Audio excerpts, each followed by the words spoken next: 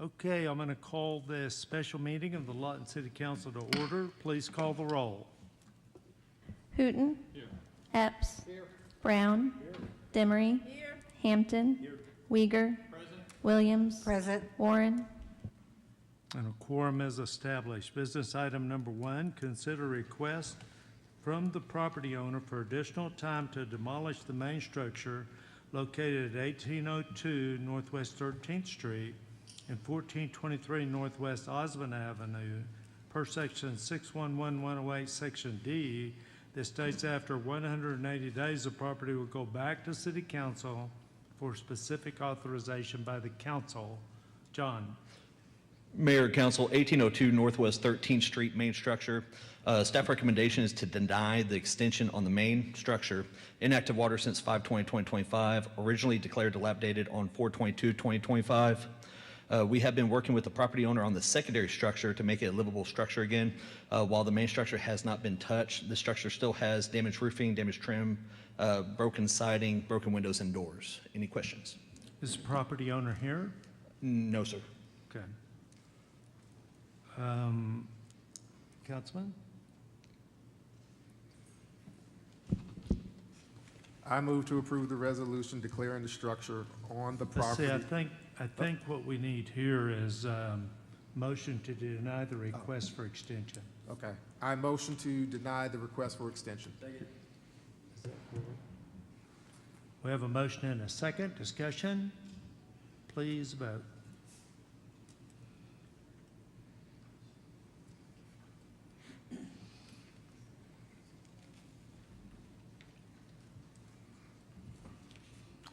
Motion carries 7-0, bringing up 1423 Northwest Osmond Avenue. John. 1423 Northwest Osmond Avenue. Staff recommendation is to deny the extension. This property has had inactive water since 3/29/2017. Originally declared dilapidated on 4/22/25. This structure has damaged roofing, damaged siding, and trim. The current property owner did apply for one permit on 8/7/2025, but it was canceled on 12/18/25 for non-payment of the permit. Any questions? Seeing none, Councilman? I move to deny the extension. We have motion and a second. Discussion? Please vote.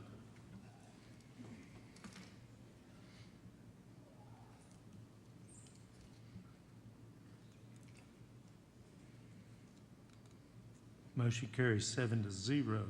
Bringing up business item number 2, adopt a resolution declaring the structures located at 501 Southwest H Avenue, 1006 Southwest Garfield Avenue, 1117 Northwest Andrews Avenue, 1212 Southwest 6th Street, 1416 Southwest J Avenue, main and secondary structure, 1616 Southwest Washington Avenue, 1705 Southwest Monroe Avenue, 2002 Northwest 20th Street, 2019 Southwest McKinley Avenue, secondary structure, 2501 Southwest D Avenue, secondary structure, 5333 Northwest Elm Avenue, to be dilapidated pursuant to Section 651 Lawton City Code, ordering the owner to abate the nuisance, authorizing a summary abatement, and authorizing the city attorney to commence legal action in district court to abate the nuisance. All property owners have been notified as required by Oklahoma State Statute Title 11, subsection 22-112A. Okay, so we're going to start with 501 Southwest. Oh no, wait, we've got some here. So we're going to start with 1416 Southwest J, main and secondary. 1416 Southwest J Avenue. No water account was found on this property. This structure has damaged roofing, damaged siding and trim, broken windows and doors. We posted on the property in accordance with state statute on 4/1/2026. As of this afternoon, no permits have been filed, and then they do have a secondary structure on the property. Any questions? Seeing none, I'm going to open the public hearing. Anybody wishing to speak on this item, please come forward. Yes, can you come up to the front for us, please? Are you able?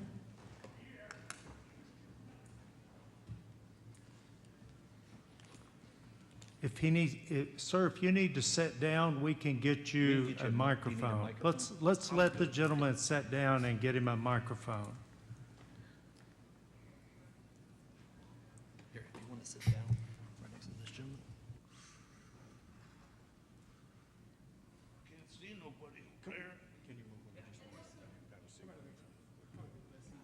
That's good. Easy, sir. There we go. Okay, sir, and we're going to need your name and address, please. My name is James Schermerhorn, and I live at 1414, and I don't own anything there. My stepson owns it. Well, my stepdaughter inherited it, but she died.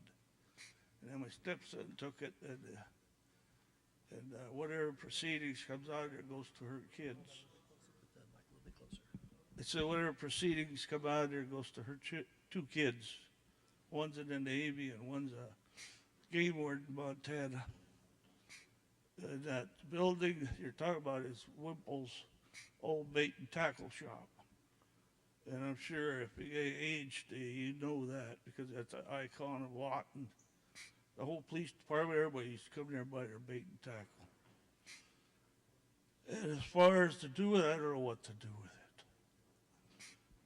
My son, he's in Washington State, so he kind of left things in my hand to figure out what we're going to do with it. So you don't have any plans at this time? No, I got to find out what I got to do here. Okay, and did I understand you to say that is owned by a family member, not by you? Is that right? Right. Okay, let me tell you what's likely to happen. I don't know until the council discusses it. But what's likely to happen is that the council will put this on the D&D list. Right. And what that does is put you on a timetable, because the council's job is public safety, right? And so we have to make sure structures meet code, and the code's built around public safety. And so if the council does put you on that timetable, you'll have 45 days, 30 business days, that's 45 days roughly, to get your building permit. And then bring the property back into code, you have 6 months, okay?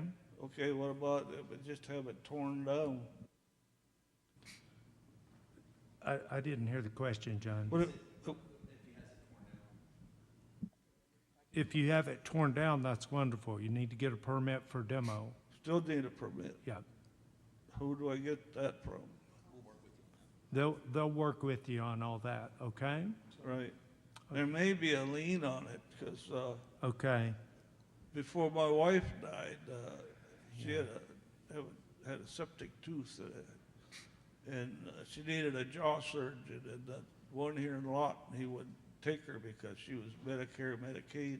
I understand, So Oklahoma City took her, and yeah.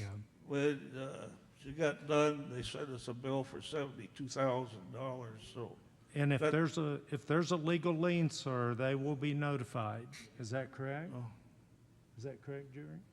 yeah, I don't know if there is. If there's a or not. legal lien, they'll be notified, okay? Thank you for coming. Is there anybody else that wants to speak on this item? Seeing none, I will close the public hearing. Councilman? Thank you, Mayor. Just to let my constituents know, I check on every one of these houses and drive by them. I would encourage you to talk to your council members before, because I know you get a letter before that.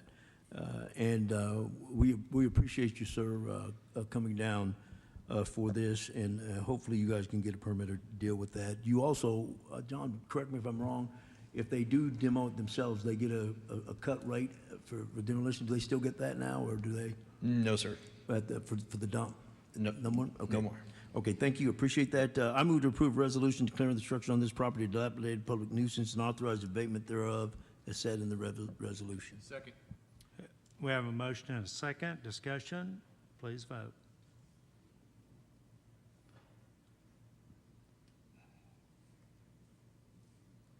Motion carries 7-0. Thank you for coming, sir. And that's going to bring up 2019 Southwest McKinley Avenue secondary structure. John?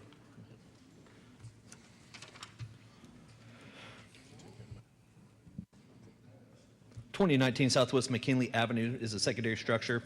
Property does have an active water count for the main structure.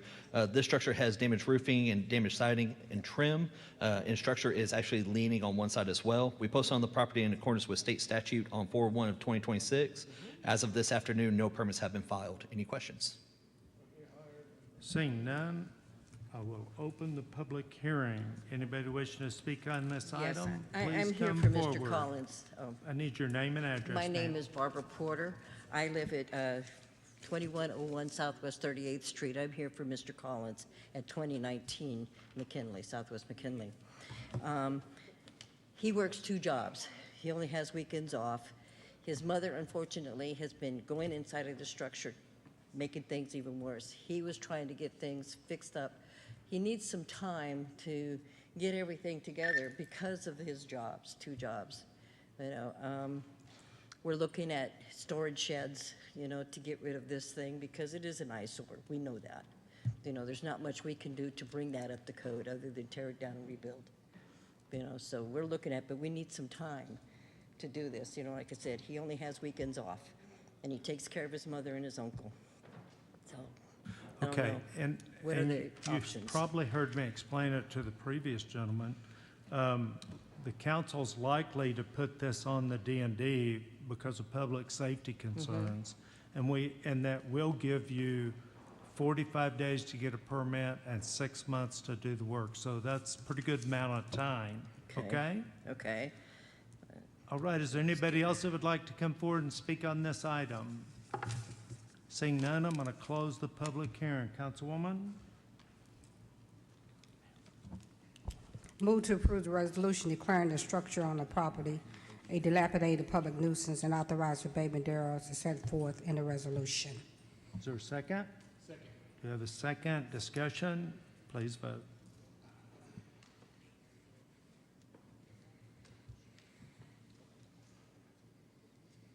Motion carries 7-0. Bringing up 2501 Southwest D Avenue, secondary structure. John? 2501 Southwest D Avenue, secondary structure. Property does have active water count for the main structure. This structure has damaged siding, damaged trim, and broken windows and doors. We have received calls of vagrancy on this structure. We posted on the property in accordance with state statute of 4/1 of 2025, or excuse me, 4/1 of 2026. As of this afternoon, no permits have been filed. Any questions? Seeing none, I'll open the public hearing on 2501 Southwest D Avenue. Anyone wishing to speak on this item, please come forward. Yes, sir, we'll need your name and address. My name's William Fike, F-I-K-E. I live on 6801 Surreywood Circle, and I'm living over at 1910 Southeast Skyline Drive. And what do you have to tell us about this property? I've been working on it, had it painted, and did some repairs to it.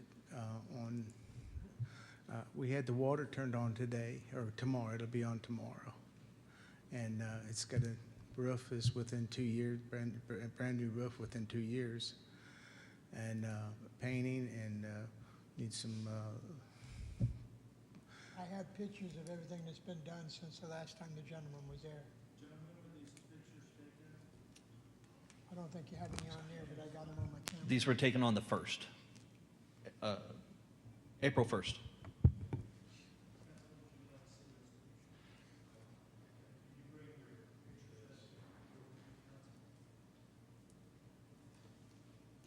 Sir, can I ask you, your plan is to bring this house back into compliance, is that correct? Yes, sir. Okay. What you see there, Okay.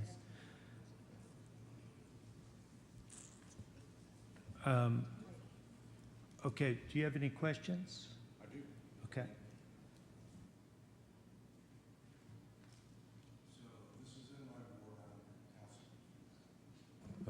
Thank you.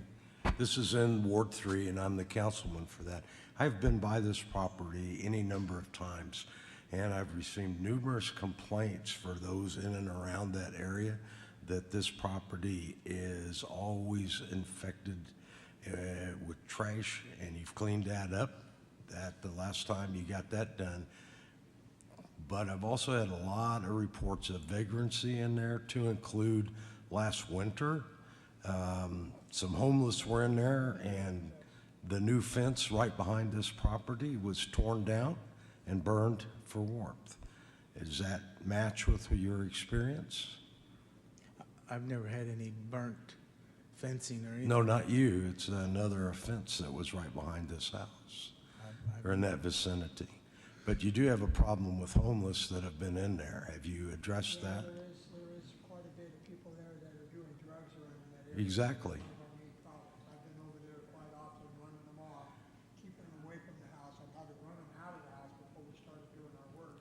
Okay. And since then, we've locked everything up, we put boards over the windows, we're fixing to do the windows, because as soon as we get a chance, I painted the outside for him. I saw that yesterday. Sheetrock work inside for him. Okay. We need to run water underneath it. I got a spot in the kitchen where they crawled underneath and kicked holes in our sheetrock since I did this work, which that's been fixed now. Okay. We need to replace some water heater in there, and I'm gonna be over there doing the water for him and getting that done, and then we just need to work on the electric. And the intent when you get this done is to make this a rental, rent it out? Yes, sir. Yes, sir. Okay. That's all my questions, Mayor. Thank you. Okay, and you probably heard me explaining it. If the council puts it on the D&D, it puts you on a timetable. You have 45 days to get a permit, and then you have 6 months to complete the work. If you've made significant progress, then the council, you have to ask the council to give you some more time. Do you understand? Yes, sir. All right, and it sounds like it's your plan, so we both have the same goal. Is there anyone else that would like to come and speak on this address? Seeing none, I'm going to close the public hearing. Councilman?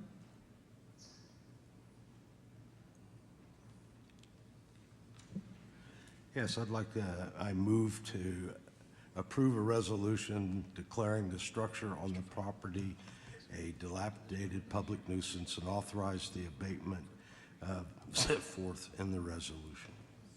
We do have a second discussion. Please vote.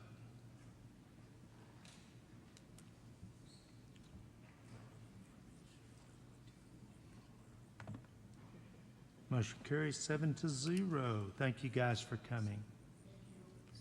And that brings up 5333 Northwest Elm Avenue. John? 5333 Northwest Elm Avenue, inactive water since 3/28 of 2025 with a fire date of 9/15 of 2025. Okay. The structure has damaged roofing, damaged trim, damaged siding, broken windows and doors. We posted on the property in accordance with state statute on 4/1 of 2026. As of this afternoon, no permits have been filed. Any questions? Seeing none, I will open a public hearing. Anybody wishing to speak on this address, 5333 Northwest Elm Avenue, please come forward at this time. Yes, sir, and please give us your name. Council, my and name is Joe Francis. I'm from the law firm Kibble, Raymond and Francis, 7666 East 61st, Suite 550 in Tulsa. And I am here on behalf of the mortgage holder and the servicing company on this piece of property. I do not represent the property owner, so I can't speak as to his or her interest, but I do represent the mortgage company. We just received through the new notice process the information.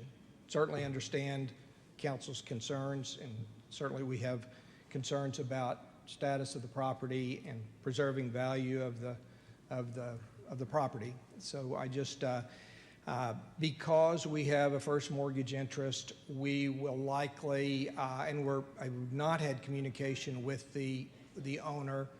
Our property preservation reports show occupied, so I know that can be a fleeting concept sometimes, but we do show it as occupied. So I suspect that we, in order to exercise our rights under our mortgage instrument, we'll have to go to district court to get the authority to take action. And I understand your timetable, and I can't speak to exactly what the Comanche County District Court's table would be, but we would ask for an opportunity to at least exercise our rights, asking for some expedited remedies under the court's under the statutes. So and again, I have not filed anything. We just learned of this at the end of last week. So your administrative officer here has given me some insight that I did not have, and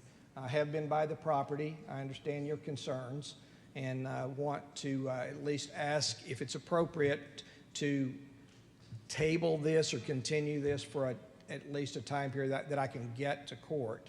Mayor, I haven't heard that we have had any active communication about the owner of the property taking remediation steps.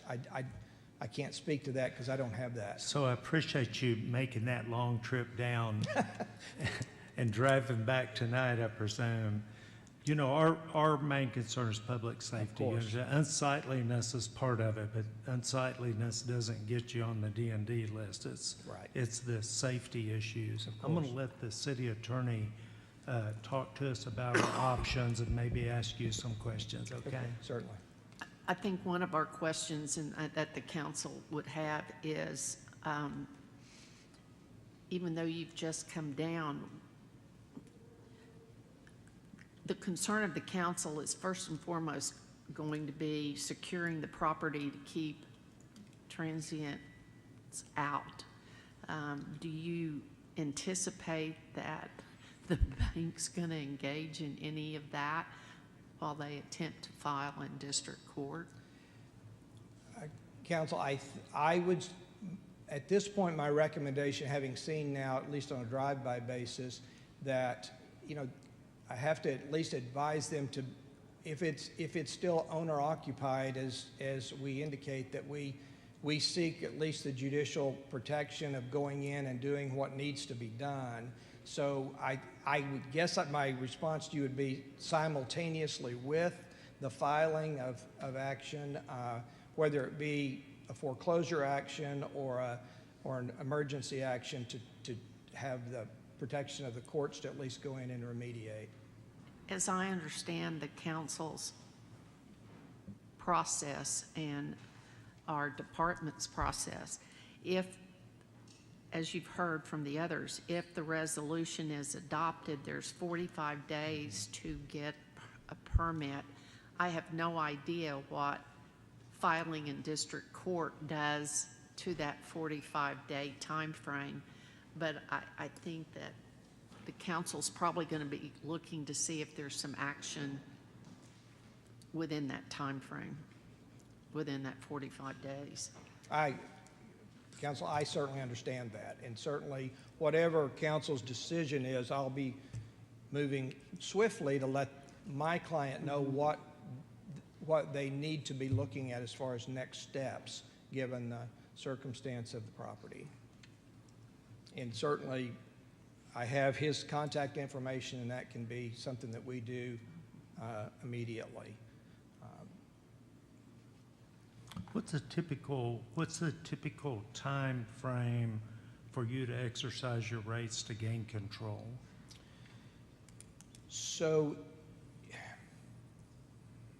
if it's in the context of a mortgage foreclosure, we would file, then ask for, more than likely, the remedy would be asking for a receiver to be appointed, somebody to go in and take control of the property that's a third-party court-appointed authority that can take action at the request of the plaintiff, which would be my client, to do that.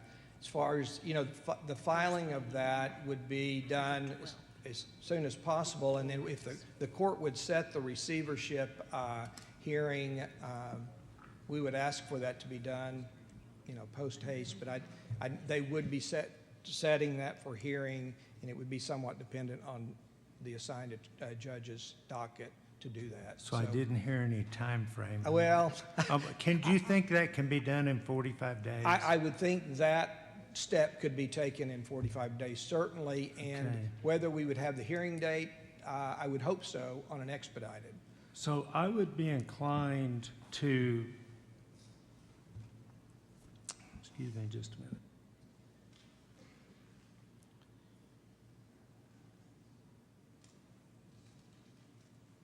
So I would be inclined, I think there may be an opportunity here to delay this, table it in some fashion, but we have a security issue and a public safety issue. What are our options here, John, concerning securing this property? So currently, right now, we do have an active admin on this where we've already sent letters to the property owner for securing the structure itself. So we are already working behind the scenes right now to make sure that this gets boarded and And secured. if it's not secured in a certain amount of time, the city secures it? The city will secure it and And then then send the files bill. an additional lien on the property?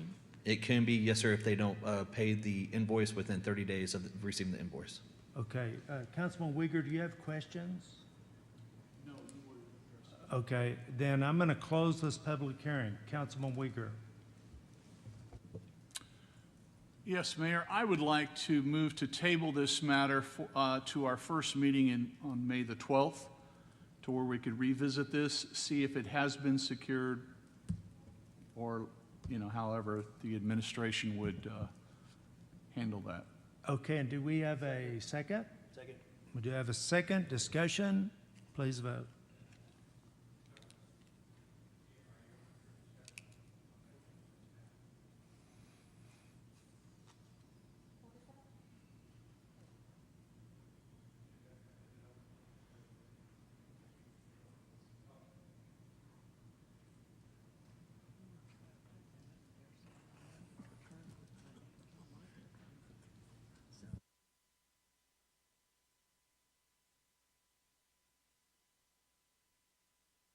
Motion carries 7-0. Is there anybody else here to speak on a particular D&D property on the list? Okay, I'm going to go with 501 Southwest H Avenue. John?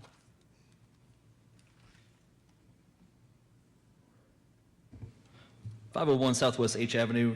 No water account was found on this property. This structure has damaged siding, damaged trim, broken windows and doors, and also damaged foundation.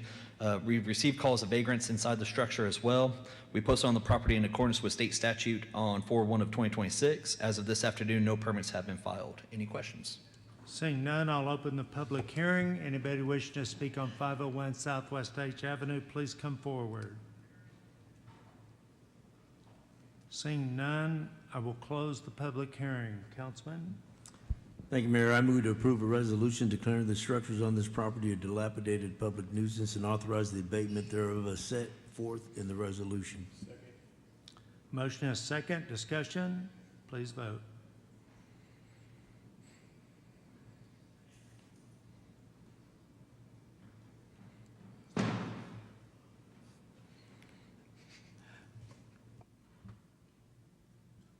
Motion carries 7-0. And that brings up 1006 Southwest Garfield Avenue. John? 1006 Southwest Garfield Avenue does have an active water account. This structure has damaged roofing, damaged trim, damaged siding, broken windows and doors. We posted on the property in accordance with state statute on 4/1 of 2026. As of this afternoon, no permits have been filed. Any questions? Seeing none, I will open the public hearing on 1006 Southwest Garfield Avenue. Anyone wishing to speak on this address, please come forward. Seeing none, I will close the public hearing. Councilwoman? Move to approve resolution declaring the structure on the property dilapidated public nuisance and authorize the abatement thereof as set forth in the resolution. We do have a second. Please vote.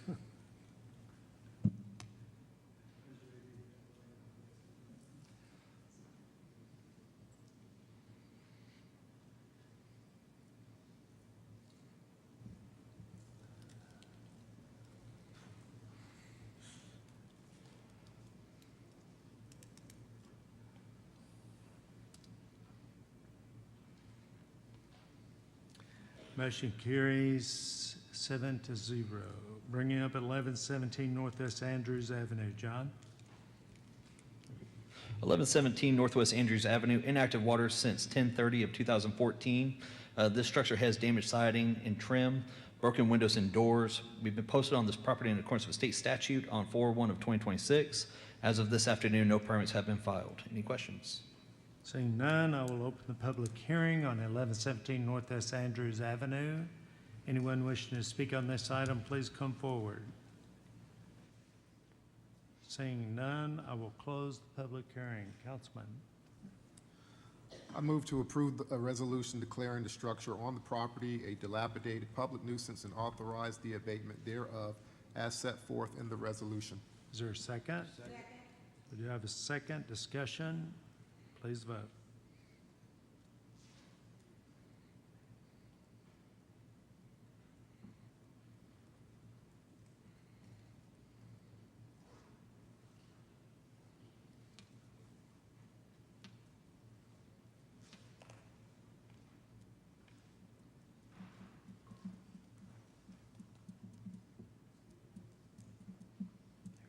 Motion carries 7-0.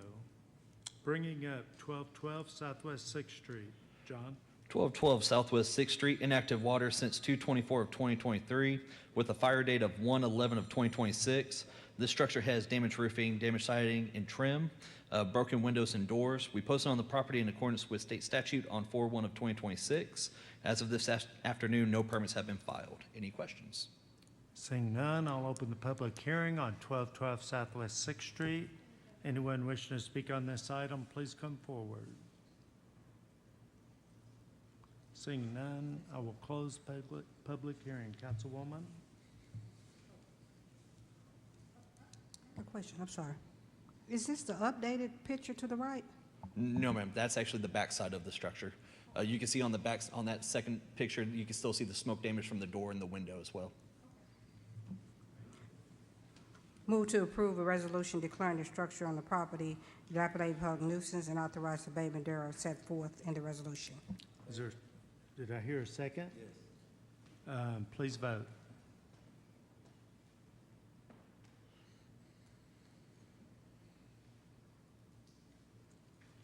Motion carries 7-0.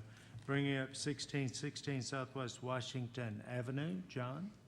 1616 Southwest Washington Avenue, inactive water since 11/22 of 2019. The structure has damaged roofing, damaged siding, and trim. We posted on the property in accordance with state statute on 4/1 of 2026. As of this afternoon, no permits have been filed. Any questions? Seeing none, I will open the public hearing. Anybody wishing to speak on 1616 Southwest Washington Avenue, please come forward. Seeing none, I will close the public hearing. Councilwoman? Move to approve resolution declaring the structure on the property dilapidated public nuisance and authorize abatement thereof as set forth in the resolution. We do have a second. Please vote.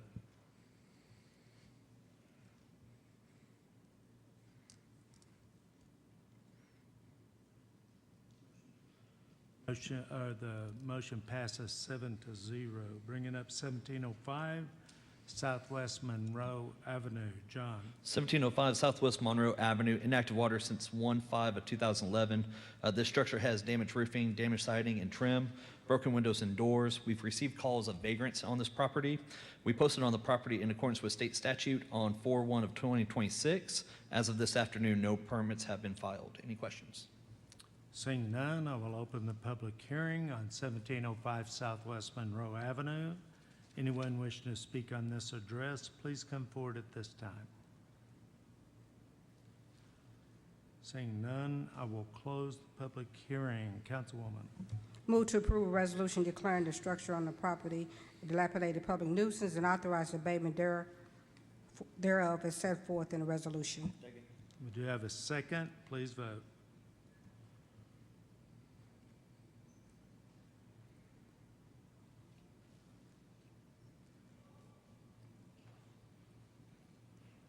Motion carries 7-0, bringing up 2002 Northwest 20th Street.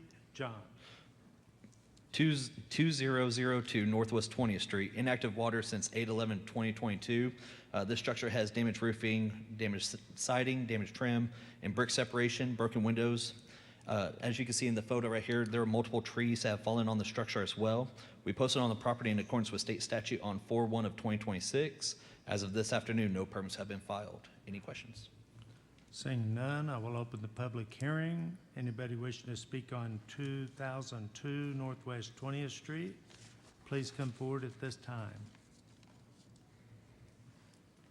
Seeing none, I will close the public hearing. Councilman? I move to approve a resolution declaring the structure on the property a dilapidated public nuisance and authorize the abatement thereof as set forth in the resolution. We do have a second. Please vote.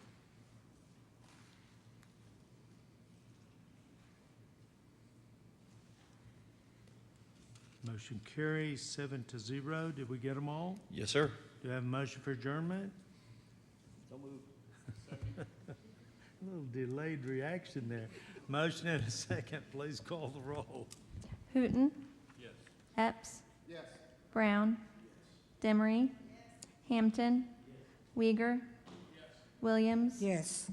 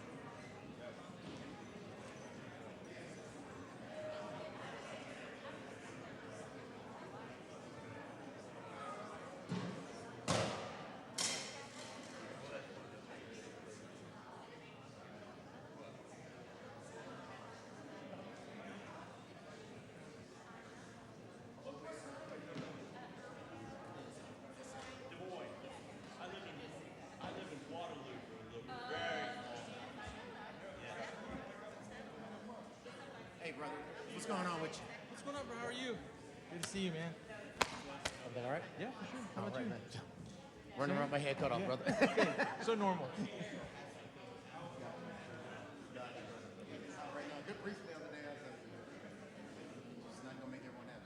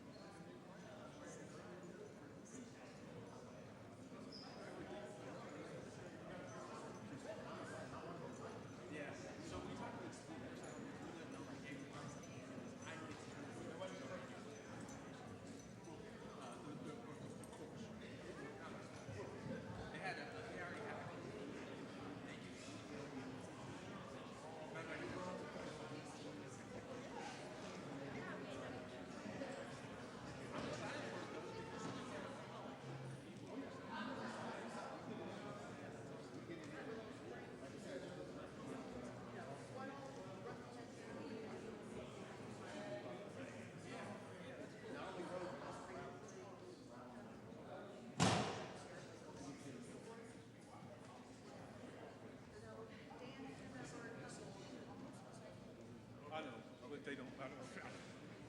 Mr. Trent, please. How you doing, sir? Nice seeing you. Always good to see you. Yes. Understand too that you're from the Gem State. You mean Idaho? Yes. I'm not actually from Idaho, but I live in Idaho. I lived in Idaho for a couple of years, and I didn't know it was Gem State. I'm actually from West Virginia. Yeah, but I do know the Gem State. Yes, yes, yes. I lived there for a couple of years. Loved Boise. You haven't been to Boise? Not been inside the state of Idaho. I heard it. It is beautiful. It is beautiful. Very, very, very. West Virginia is a nice, nice area. I lived in South Carolina. They had The only from where? Charlotte. Yeah, my mom and dad and brother lives in oh my God, where did they live? they're the great state. Oh yeah, yes, yes. That's all it's matter. Good people. Yes. Oh my God. Make great decisions already. Yes. Oh my gosh. Besides living in Oklahoma. Yes. How you doing today, man? Where am I doing? Your name, sir? Yeah, yes.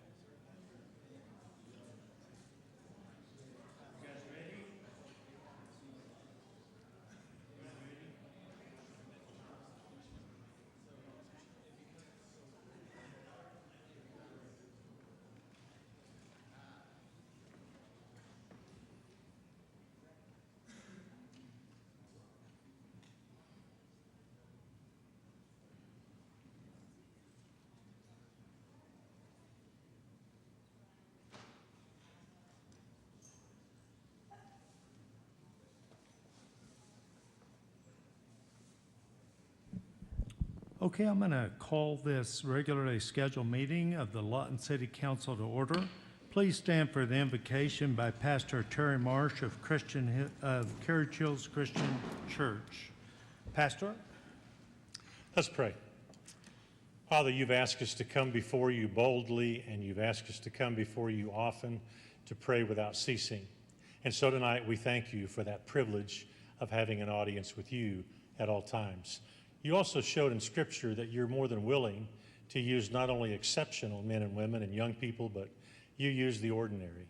And so tonight we ask you to help each of us realize that we carry the burden for how this city will be perceived and how it will function. We do pray a special blessing on those that have extra responsibility through their election to office, but we also know that you've basically put it upon us to make them successful. And so we pray tonight that each one of us would do our best to represent your Son, Jesus, that others could see Christ in us. And we ask it in his name. Amen. Amen. Let's just remain standing, and we're going to have the roll call. Hooten. Yes. Epps. Here. Brown. Yes. Demery. Hampton. Here. Uyghur. Present. Williams. Present. Warren. Present. Okay, and now remain standing for the presentation of colors by the MacArthur Highlander Battalion JROTC and the Pledge of Allegiance.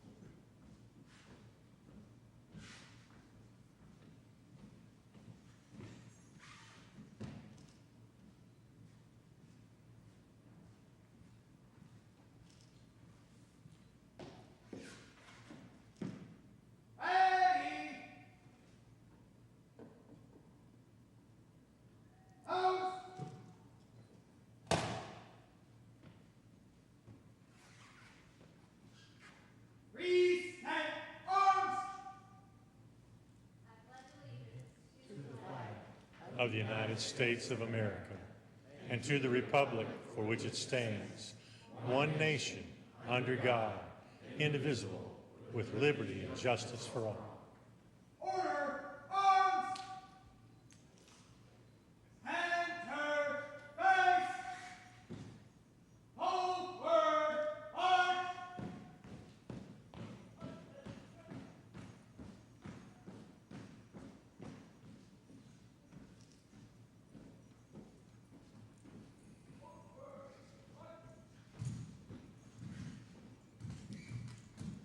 Ladies and gentlemen, please be seated.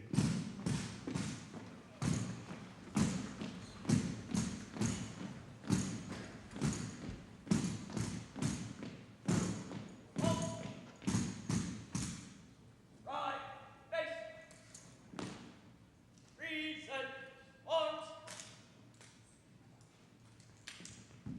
Mr. Mayor, this is Cadet Captain E. Elizabeth Renfrew of the MacArthur High School Black Watch Armed Varsity Drill Exhibition Team. We are here to perform a demonstration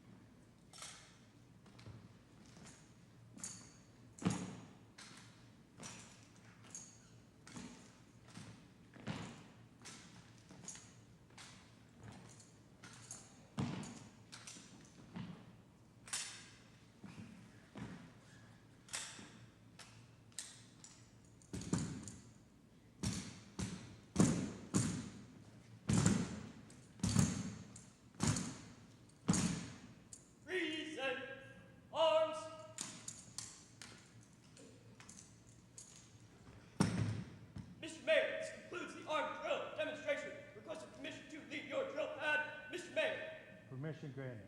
Thank you, Mr. Mayor. Order. Arms. Right. Face. Order. Arms. Forward. March.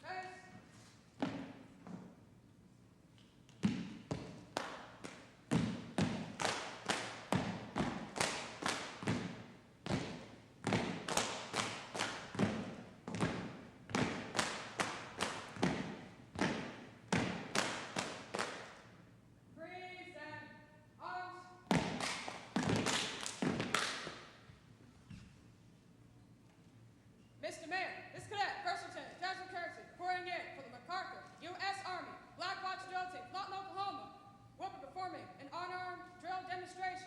Permission to utilize your demonstration pad, Mr. Mayor. Permission granted. Thank you, Mr. Mayor. Order. Arms.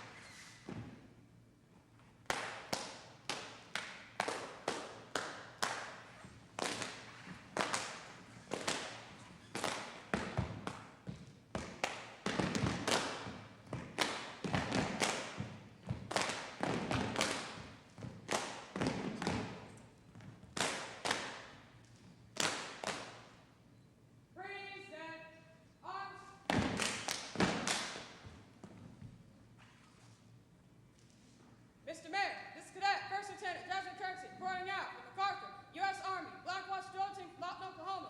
We have performed our unarmed demonstration. Permission to leave demonstration pad, Mr. Mayor. Permission granted. Thank you, Mr. Mayor. Order. Arms. Who are we?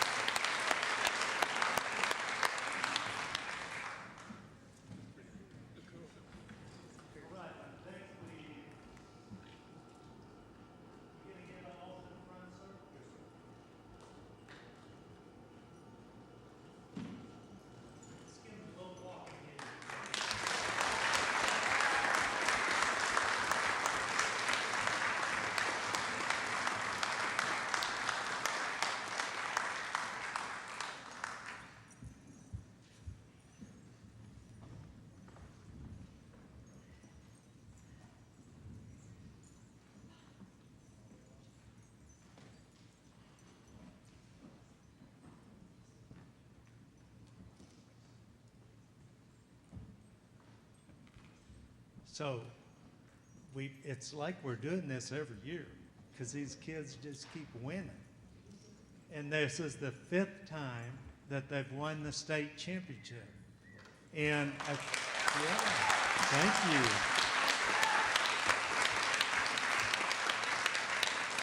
And I don't know if the major, let's welcome Major Redfern because he's the leader that makes all this happen.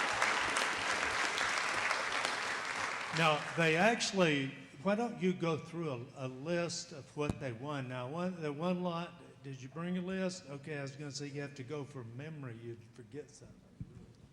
Because it's a long list. Okay. So on April 4th, 2026 at Tinker Air Force Base, the armed and unarmed drill and color guard teams, they again won the Army State Championship for the fifth consecutive year in a row. They won, let's see, armed male color guard won third place, unarmed female color guard won third place, armed inspection won first place, armed regulation first place, armed exhibition first place, unarmed inspection they placed first, unarmed regulation placed third, unarmed exhibition placed second, the armed division they won the entire armed division.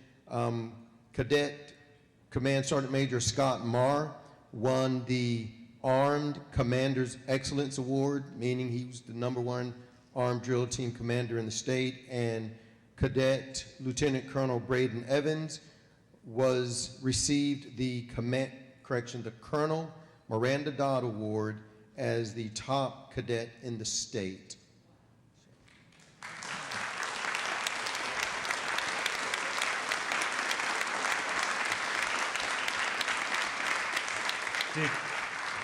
Did you leave anything for the other people, or did? Cadet Emma Hilburn placed third in the armed knockout drill, and she also won second in the unarmed knockout drill. Cadet Emma Hilburn. Thank you.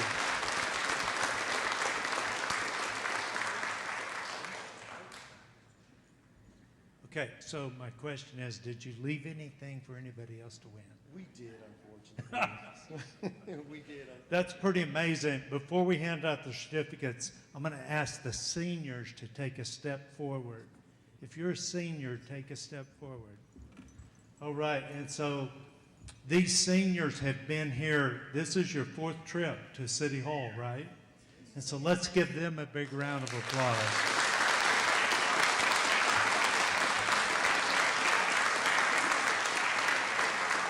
Now, I was at an event the other night where we were honoring high school graduates that were going right into the military. And so Sergeant Major was there. Is there anybody else going directly into the military? Okay, you're going directly in the military. What are you going into? Into the Marine Corps? Were you at the meeting the other night? Look at you, step forward. Sergeant Major, step forward. Let's give these young men a round of applause for going directly into the military.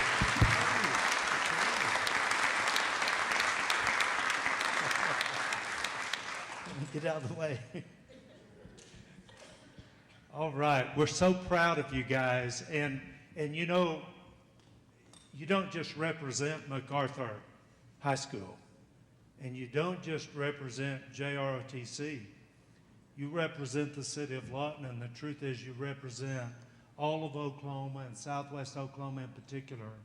And Fort Sill's proud of you, and the city of Lawton's proud of you, and that's why we have you here tonight. And we've got some certificates for you, and you guys win so much, I have trouble coming up with stuff to give you, because the first time I gave them a plaque, then the governor gave them one bigger.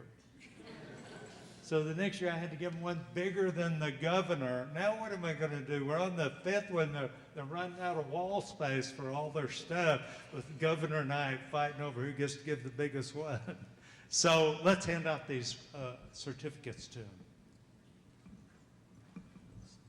Colonel, would you like to join us? Sergeant Major, would you like to join us? We'll start on that end, sir. We'll start on that. Okay.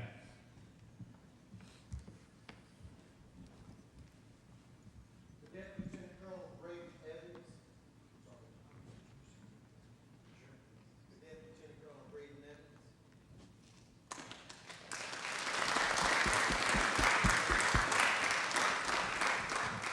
Cadet Sergeant Marie Hilburn.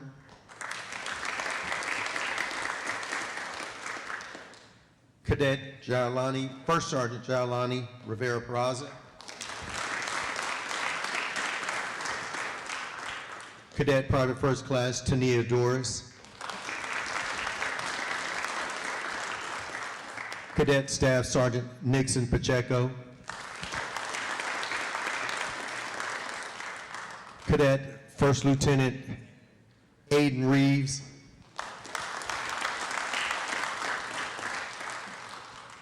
Cadet Sergeant First Class Jarrett Bonkowski.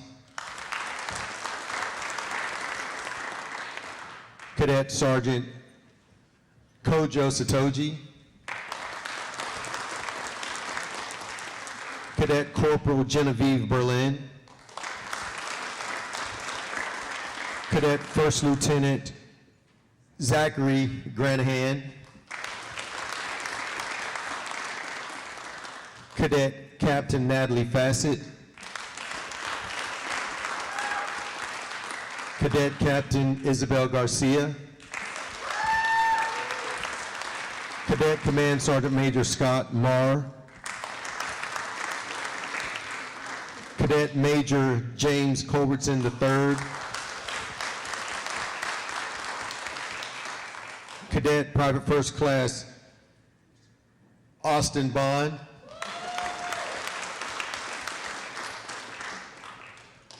Cadet Second Lieutenant Luafalatele Leapepe. Cadet Alexander Braxton Bratzler. Cadet Ethan Hisaya. Cadet Isabella Schimmel.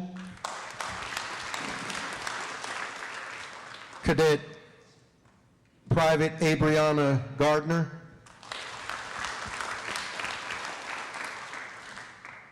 Cadet Private Aiden Kinney. Cadet Staff Sergeant Elijah Granahan.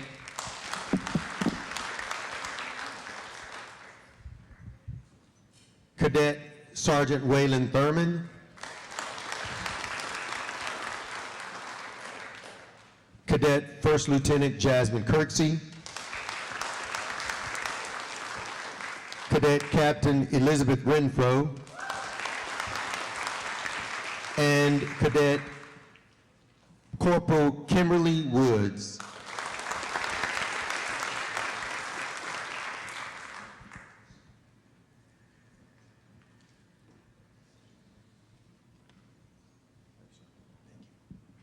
Okay, and we have something we're going to give them a little bit different than all the big posters, and hoping the governor doesn't give them a bigger buffalo than this.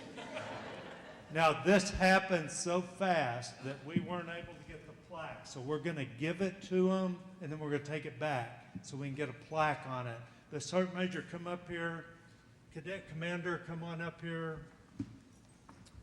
And we're going to give this to y'all on behalf of a grateful community that is so, not just grateful, we're proud. We are proud. Now let's show them how proud you are. Let's get up on your feet.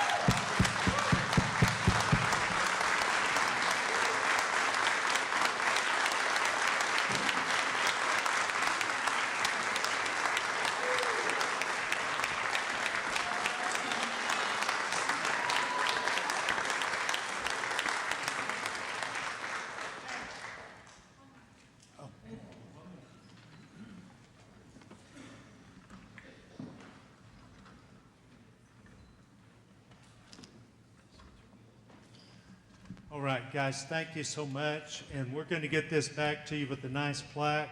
You guys, and the certificates say it, you rise to the highest level of some kind of wonderful. Thank you for coming tonight. Let's give them one more round of applause as they leave. Thank you, guys.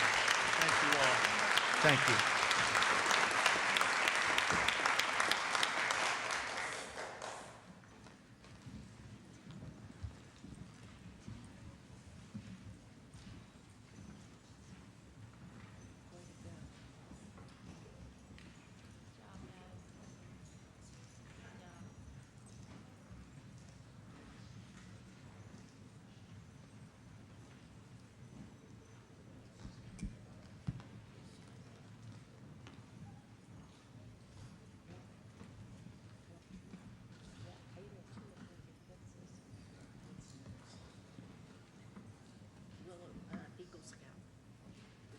Yeah, okay, Eagle Scout presentation.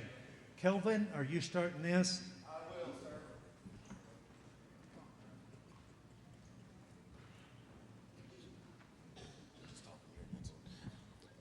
Hey, good afternoon, Mayor, City Council, Deputy City Manager. Ladies and gentlemen, of City of Lawton, Kelvin Ingram, Deputy Director of Parks and Recreation here. You know, I have this, if we're going to keep this momentum going with not only kids first, but also recognizing greatness within our community here.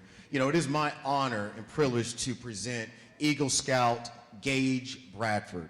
You know, he's here this evening alongside his parents, Miss Tammy and Mr. Glenn. Yes, come on up, because, you know, I mean, he needs support. You're more powerful when you're supported. You know, Gage is another graduating senior, Mayor, and I don't mean to turn my back to, but he's a graduating senior here from Eisenhower School. Yes, sir. Graduating senior that's going into the military. Yes. Oh, yeah, about to mention that too. Yes, sir. What branch are you going into, Gage? Air Force. All right, let's give him. Yes, sir.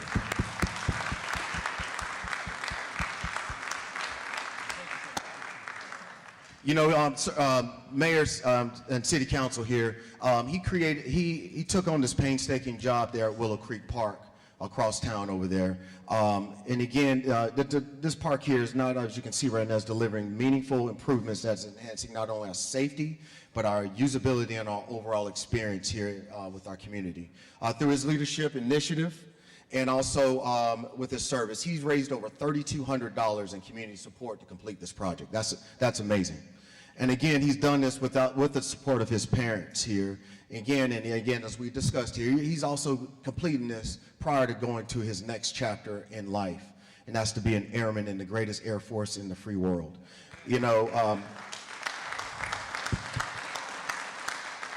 know, before you leave the Joint Base San Antonio Lackland there, you know, you're leaving the community better than when you received it. And that's most important. You're leaving your mark here. And I tell you, that goes well beyond any measure I can think of. So again, this not only reflects the true spirit of this city, sir, but it also aligns with the True North statement for a safe community that remains open for business. So, sir, Mayor, City Council, City of Lawton, I present to you Eagle Scout Gage Bradford.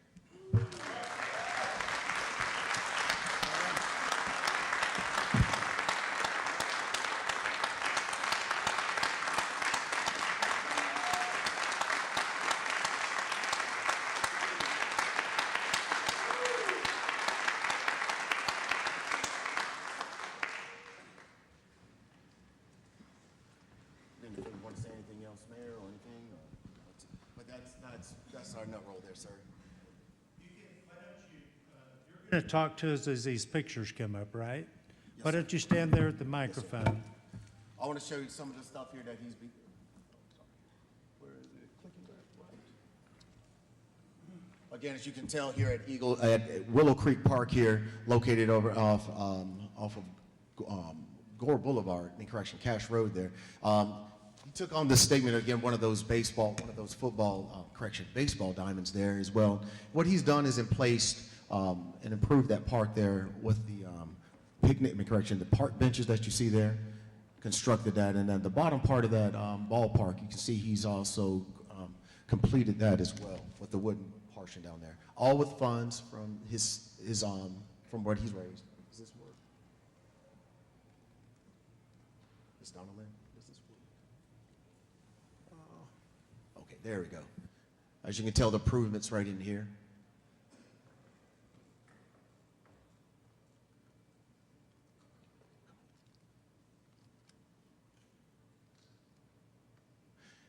Mr. Bradford completed this project in less than 2 weeks. Minimum support from the city, minimum cost to the city, all funds that he's raised by himself. I want to tell you, this man had a goal. He sought out and did it. And I can tell you right now, his parents are right well behind him. And if you can't get behind that, I don't know what else to do. So I have a warm, fuzzy feeling the whole time I was speaking to these folks here about getting this project done. Again, sir, this remains part of our True North culture and our statement here, again, making our community right, safe, and open for business. Subject to your questions and comments. Gage, what do you want to say to us? I want to thank you guys for letting me come up here. The council, I appreciate you guys coming up here and let me show off my work. I got a group, volunteers from all over the city. I got volunteers from the schools, my troop, the churches. And it's just really amazing to see all these people come together from all these different organizations to help me with this common goal. Because that's a baseball field that I practiced on when I was in the elementary school there. And so it's just really cool to see me, to put that work in and see the improvements and see it used, because I drive past that park every day. It's truly amazing to see what you guys put in the work in the city. And Mr. Ingram, he's been a really big help in my project. A very good ambassador between myself and the city. I appreciate it, truly. But thank you. Good luck in the Air Force, bro. Thank you, sir. Gage, before you leave, don't come up. Go ahead and come up here and get a picture. That's a good picture at the podium. His parents will love that, and he will someday. Now, I want to tell you something. You represent this community well, and when you go in the Air Force, you're still representing this community, okay? And I know your family's proud of you, and it's important to know that and remember that. But it's also important to remember your community's proud of you. And so, when you leave home and you go off and you're kind of by yourself, you just remember this community is very proud of you. And thank you for this Eagle Scout project to improve the community that helped raise you. Okay? This community's invested in you, and you have invested in this community. Yes, sir. Thank you, sir. Thank you so much, sir. All right, let's give Big H another round. Thank you, Gage. Mr. Bravo, thanks for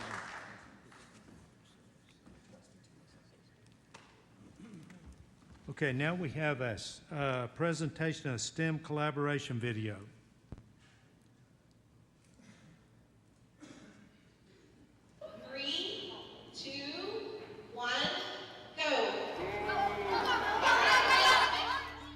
I think STEM means giving students the opportunity to think for themselves. What STEM looks like in a makerspace class in Lawton Public Schools is communication, talking, loud, building, engineering. STEM is practical dreaming. It's about inspiring a dream that can someday come true. It could be just that little spark you ignite, and it comes to fulfillment someday down the road.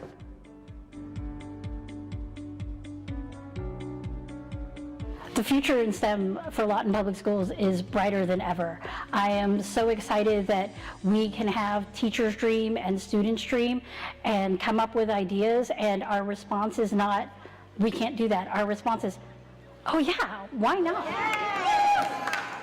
We're now doing STEM at all the elementary schools, and that has been a huge, huge thing for our district.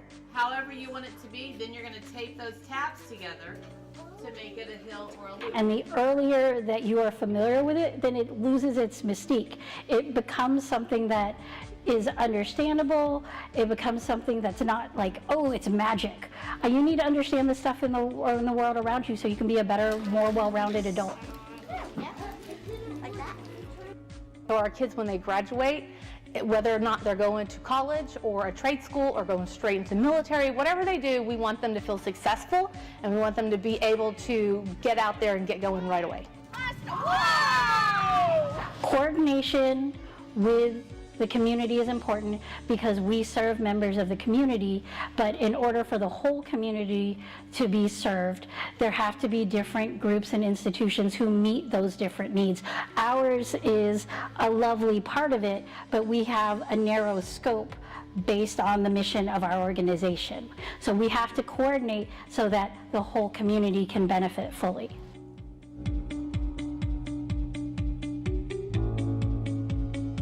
I think STEM means giving students the opportunity to think for themselves and develop problem-solving skills for themselves and being fearless and not being afraid to be wrong.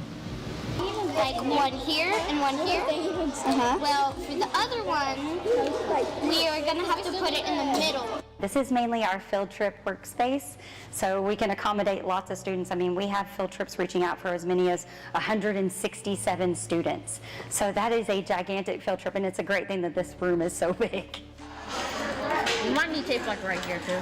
We are investing in our future. We are giving our kids a chance to explore and learn in a safe environment where they feel uplifted and they feel empowered. That right there is the best moment, that yay moment, so. And we go here. Right there. We didn't hear. Oh. I will never forget the first time I walked into a STEM consortium meeting. That was an incredible moment because that's when I realized, wow, Lawton has really done something fantastic.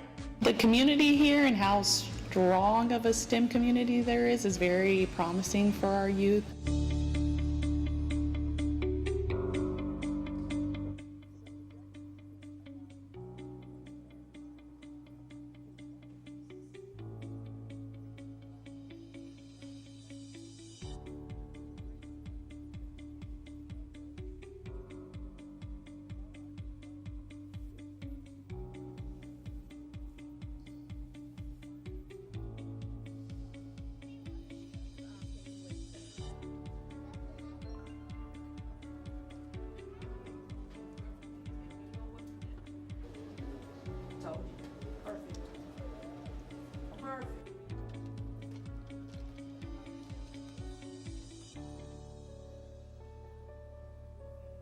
To me.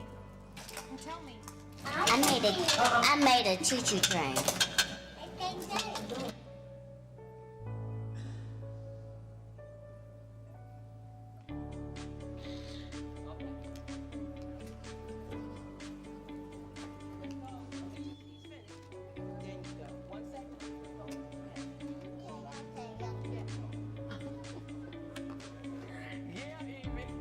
Blue. And you know what? Your English is getting better. Go, girl. You go.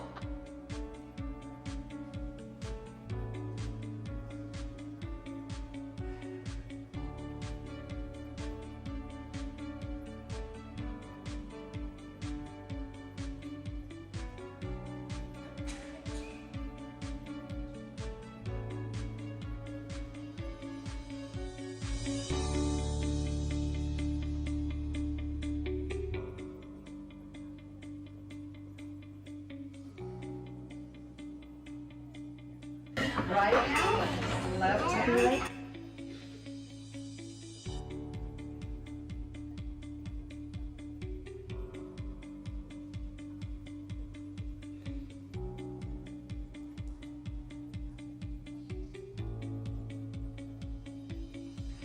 Where does that go?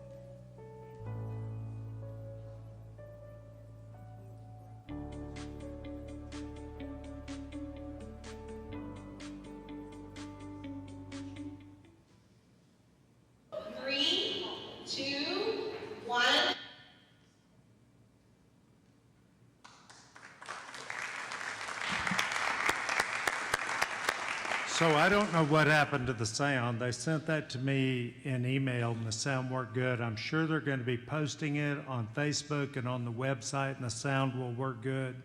Our media team put that together. Caitlin, Maddie, and Neil. Let's give them a round of applause. Now, it doesn't look like anybody else is going to talk about it, so I'm just going to take 1 minute and talk about what's going on in STEM and Lawton Fort Sill because we are the STEM city in Oklahoma. And you'll remember when Eisenhower High School was the STEM high school in the nation by the National Math and Science Initiative. And today we have, because of our TIF puts about $200,000 a year into STEM education. And much of that goes to nonprofits, and some of what you couldn't hear there where Benita Taylor was talking.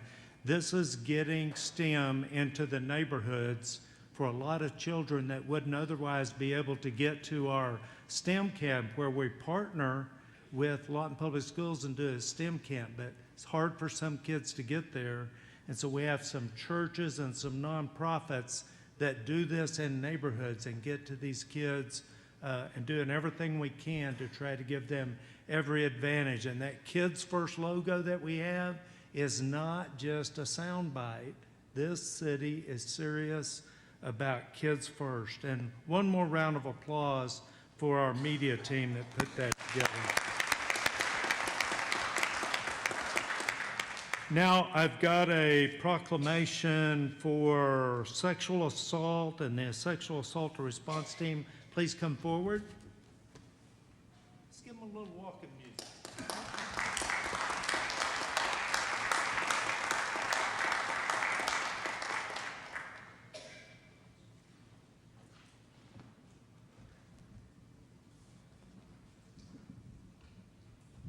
So this is all about awareness, isn't it? Yes. How are you? I'm good. How are you?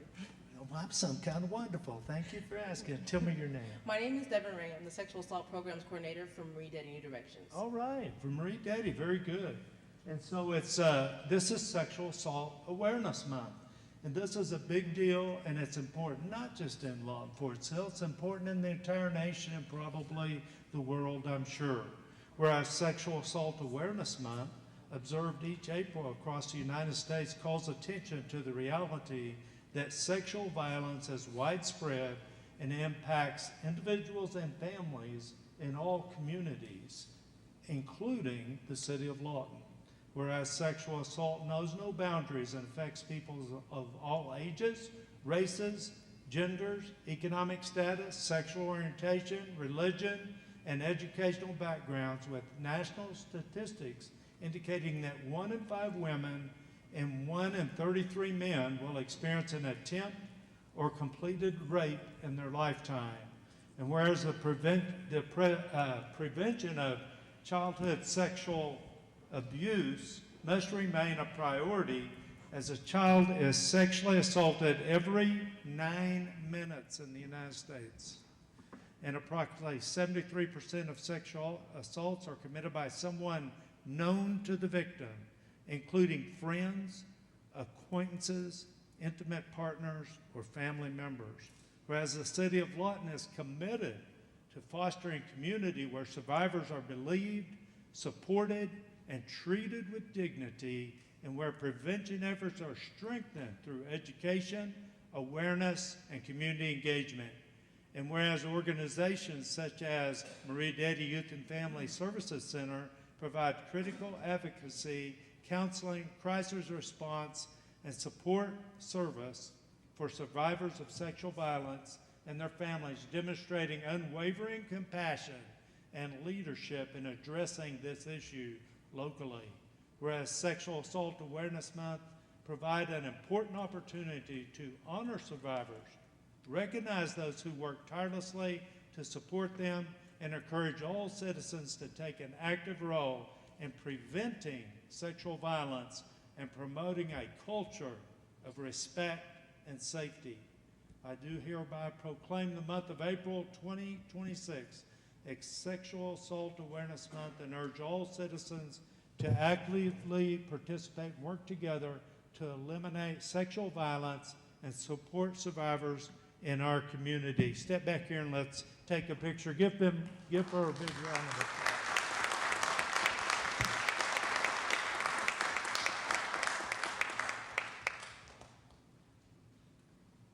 Okay, here's that. Now you get the time. My name is Devin Ray. I do all the sexual assault stuff. So I do the forensic exams. I am an advocate.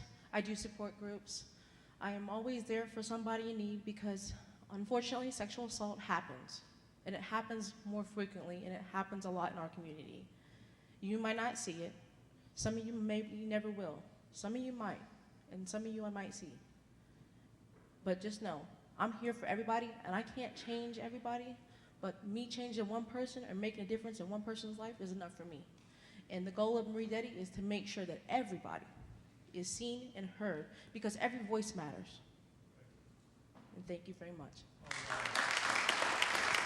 Thank you, and thank you to Marie Detty for all that you do to help those victims. Thank you very much.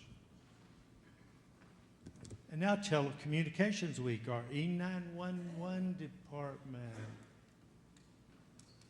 All right, you guys don't be bashful. Come on down.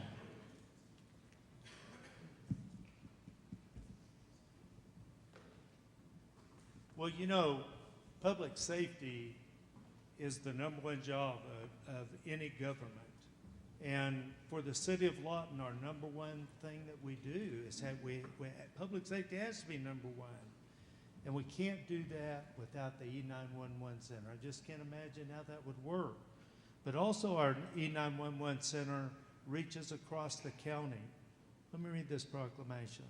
Whereas emergencies that require police, fire, or emergency medical services can occur at any time. And whereas when an emergency occurs, the prompt response of police officers, firefighters, and paramedics is critical to the protection of life and preservation of property. Whereas the safety of our police officers, firefighters, and paramedics is dependent upon the quality and accuracy of information obtained from citizens who contact the City of Lawton Emergency Communications Department. And whereas the public safety communicators, telecommunicators, are the first and most critical contact our citizens have with emergency services. Whereas public safety telecommunicators are the single vital link for our police officers, firefighters, and paramedics by monitoring their activities by radio, providing them information which ensures their safety.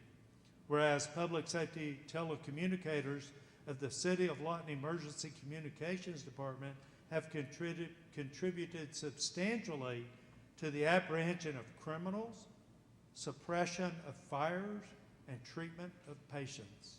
And whereas each dispatcher has exhibited compassion, understanding, and professionalism during the performance of their job in the past year, I do hereby proclaim the week of April 12th through April 18th as National Public Safety Telecommunicators Week. And I'm going to add to that, appreciate your telecommunicators in honor of the men and women whose diligence and professionalism keep our city and our citizens safe 24 hours a day. Do you guys ever sleep?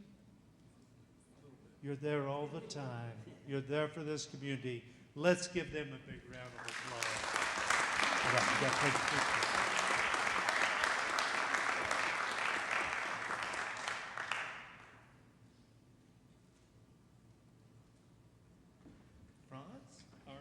Thank you, thank you.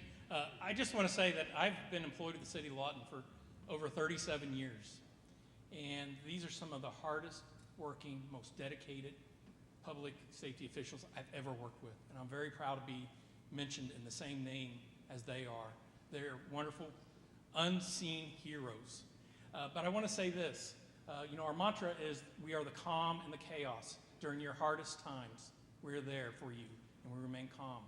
But we couldn't do any of that without the unwavering support of our community, our council, our manager's office, and truly, all of us do appreciate all of y'all, and we want to thank you for your support. Thank you.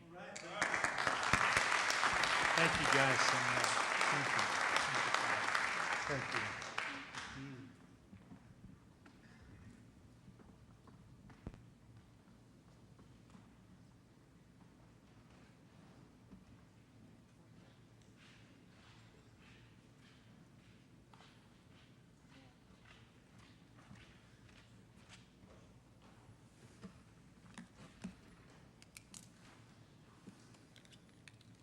Okay, now it's time to move on to our reports by the mayor, city council, and city manager. And we're going to start with Sergeant Major English.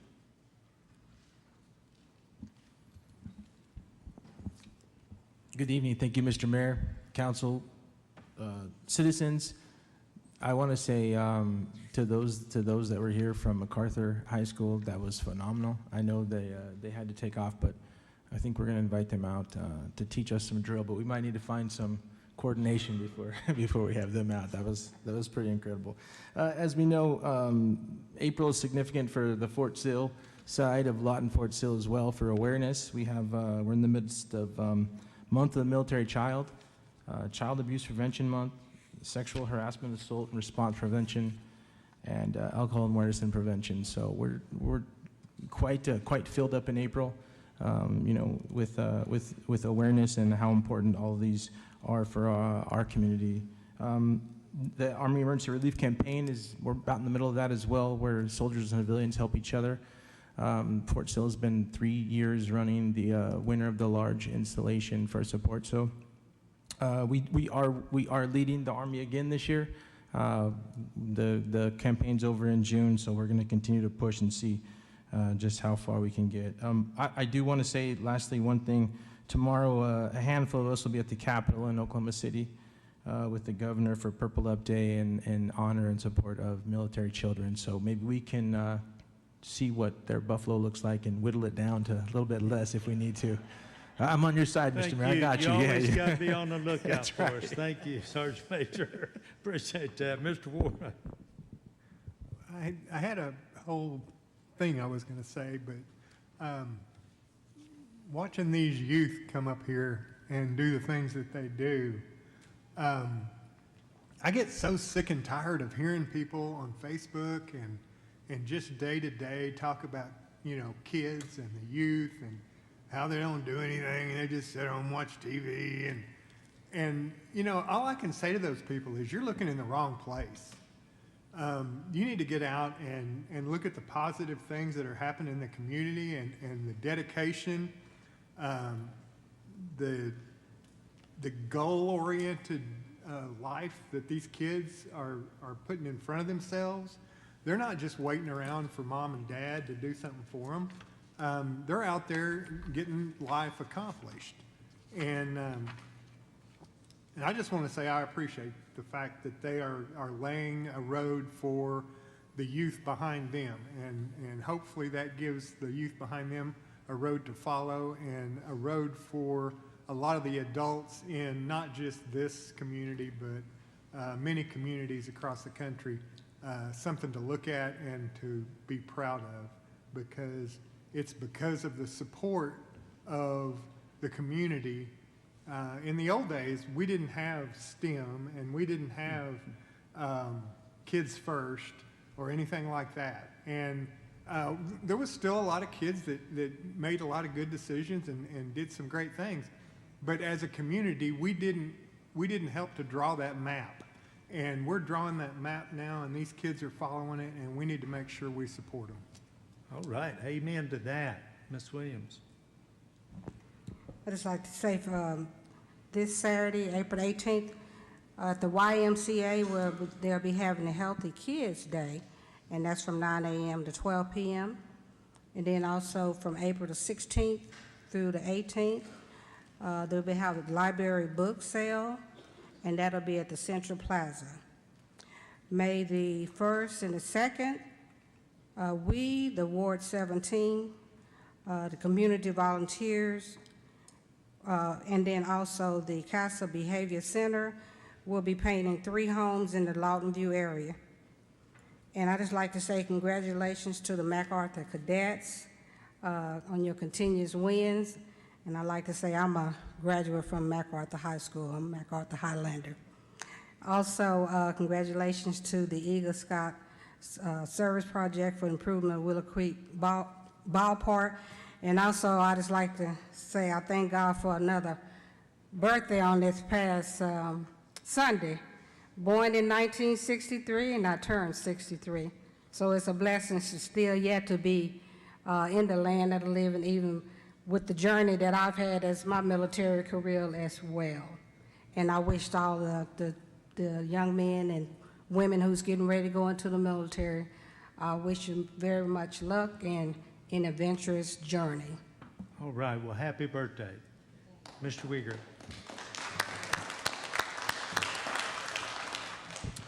Thank you, Mayor. You know, Proverbs says in Proverbs 28:19, train up a child in the way he should go. Not the way I think they should go, or you should, but the way that the child should go. That means there's an investment. There's a Hebrew word, train, it means tanak. And tanak means taste and see. We've seen just a small investment from parents from a community such as ours that has told our children, taught our children, lived examples in front of our children, taste and see. This is the way to go. And I'm thankful to be a part of a community that invests in its young people. Man, that's another amen. Thank you. Mr. Hampton. Thank you, Mayor. Collard greens and turnip greens. I don't know if you mix your collard greens and turnip greens, but we picked up some collard greens and turnip greens, and the question is, you don't got to answer, but do you wash your turnip greens and your collard greens? Because if you don't, you need to. And make sure you put some ham hocks or some smoked neck bones. I don't know if you eat that. Anyways, make your way out to the farmers market. They've got fresh vegetables. It is fantastic over there. We spent quite a bit of time over there today, and those collard greens were delicious. I do want to say that we're rocking it over at Vista right now. Just to let you know, Vista's got many. I'm on their board, so I'm aware of some of this stuff. But they've got about 27 military support businesses that are going on over there. It's quite the investment that Lawton has made, and I think it's going to be fantastic. And sometimes seeing stars is bad when you get over ahead. But today I was able to see a lot of stars over there. And when you have a lot of stars in your community, it's a fantastic thing. I do want to say that we do have military over in theater right now. Make sure you pray for those guys because they are fighting for our freedom. And as a fellow veterans, thank you, Mayor. Hi, Ms. Demery. Good evening, everyone. Two things. First, I want to thank Ron and his telecommunicators team. We had to utilize the 911 service last week, and I just want to thank them because they were very courteous and very professional. They talked us through everything that we needed to do. So until the actual firefighters arrived. So I just want to thank them for that. And also, the recurring theme here is our youth, our youth. And so I just want to highlight, as the Sergeant Major said, Child Abuse Prevention Month. If you can't be out front advocating, if you can't speak out, if you can't assist, we can all do something for our youth, and that's pray. It doesn't cost you anything, and it's effortless. Just a few minutes of your time each day to pray for our children because they're being abused, like the lady said, they're being abused in their own homes, at school, even at churches. So let's keep them in prayer because one day they're going to be up here. One day they're going to be running the city.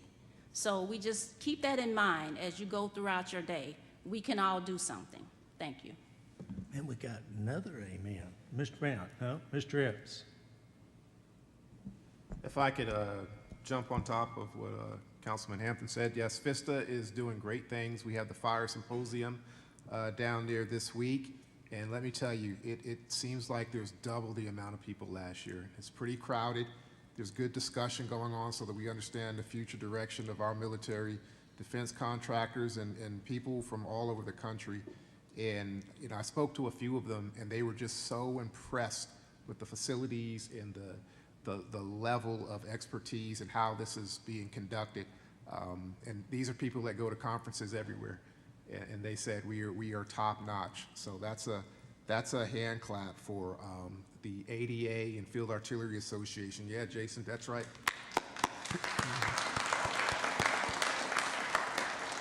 And also the FISTA staff. And then just real quickly, because we know there are things to do here in Lawton, Southwest Pride Barbershop, April 17th at the Albert Johnson Senior Conference Center. Soldier of the American Revolution on the 25th at 1 p.m. at Great Plains Museum.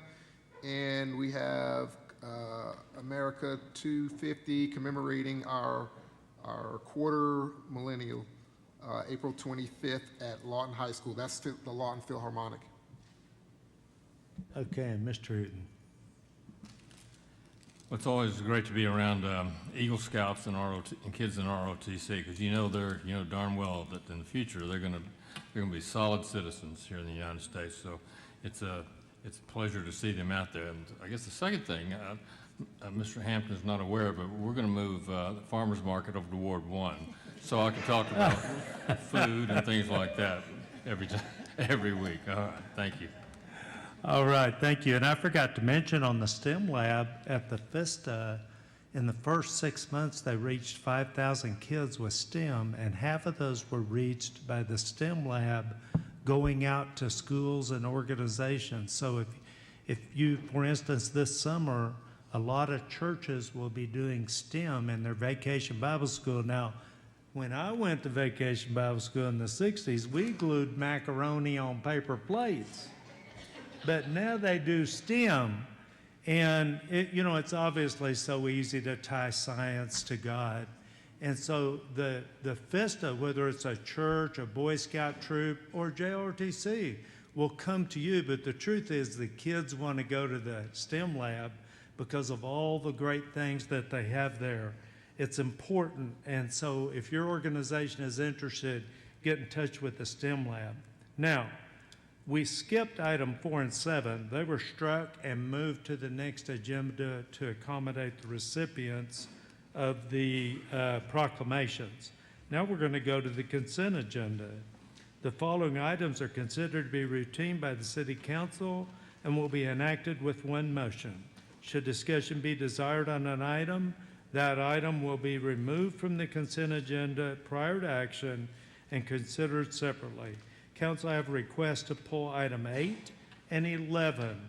Does any council member request any more to be pulled for discussion?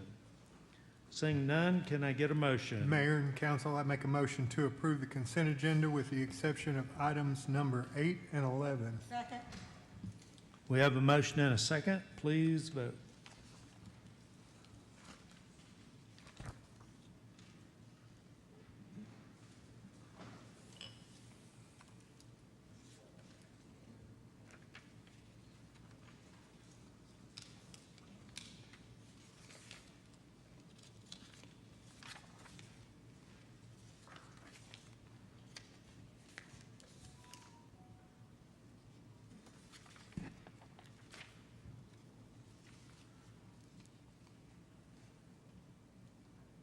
Okay, the motion carries 8-0. Bringing up item 8, consider the following tort claim recommended for denial. Stuart Johnson in the amount of $4,843.14. Garrett. Good evening, Mayor, Council. Mr. Stuart Johnson is the owner of the property located at 307 Northwest 33rd Place here in Lawton. According to City Water Distribution records on April 5th, 2025 at 3:50 a.m., Water Distribution received a call which reported a water main break at this address with water shooting into the air. Water Distribution responded to that call and arrived on scene about 4:10 a.m. The crew shut down the city's water main. And emergency underground locates were requested in accordance with the Underground Facilities Damage Prevention Act. Underground lines were located and marked prior to the beginning of excavation. After approximately 3 hours on scene, Water Distribution crew began excavation at about 8:30 a.m. to reach the city's main, and they completed that repair about 10:15 p.m. that night. The location of the water main break was in the island flower bed that included a brick mailbox and circle driveway, which was located inside the utility easement at 3307 Northwest 33rd Place. Water Distribution records researched and verified that they had no prior history at this address. Our office, after review, recommended denial of this claim for several reasons. The first being that the claimant's claim results from his flower bed and mailbox, which was located inside the city's utility easement. Here, state law provides that the municipal governing body may appoint and employ all engineers and other officers to superintend and operate waterworks. Further, a portion of the city code, section 21-101, states that the placement of encroachments in or upon utility easements shall not diminish the city's right to impede or its authorized entities to impede rights for repairing, maintaining, or replacing those public utilities. Lastly, as City Council Policy 5-3 also says to reduce maintenance, repair, and installation cost of utility customer consumers, the city shall not restore nor pay any restoration or replacement costs for any encroached placement upon public utility easements or right-of-ways. That also calls for prior notice. However, that is not required in situations of an emergency main break. Here, again, we recommended denial because of the placement of his flower bed that had to be torn out to access the main break and repair it. Any questions? Council, do you have questions? Okay, Mr. Stewart, would you like to come up?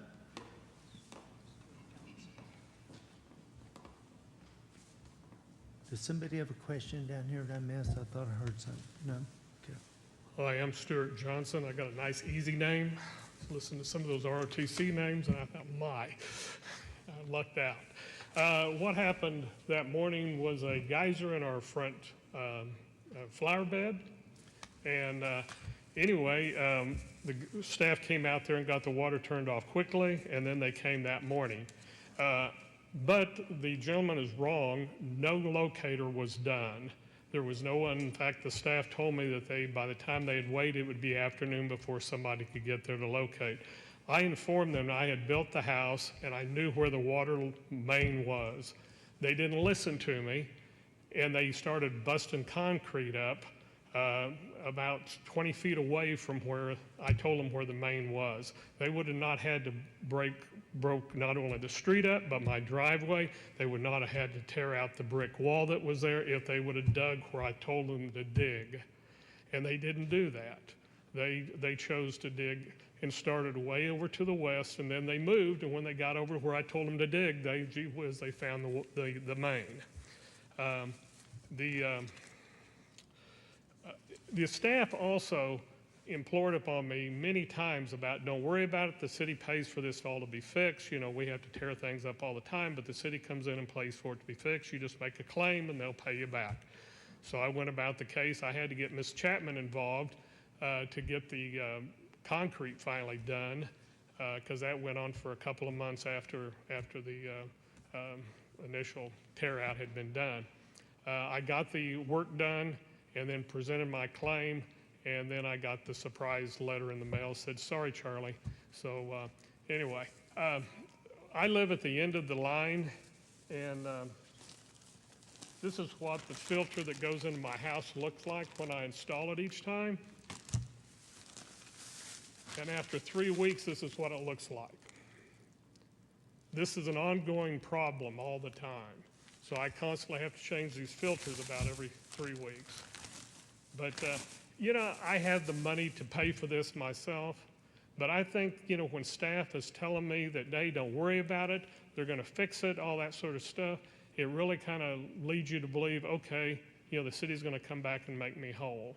But there's people that don't have the money that when they're faced with this, it might be a very big inconvenience for them. So Yes, sir. you say they did not call for locator? They did not call for a locator. You no, didn't they see didn't. flags out there? No, no flags, no painting or anything. It sounds like what you're saying is they went on a digging expedition. It's exactly what they did. What, did the pipe end up being where you said it was? Exactly where I told them it was, right by the meters. I mean, I think I'd like to see I think of the pictures of- cost that they had to do, pour all that concrete back in there and everything that they tore out, they didn't need to. I'd like to see pictures of the damage. Of this thing? Sure.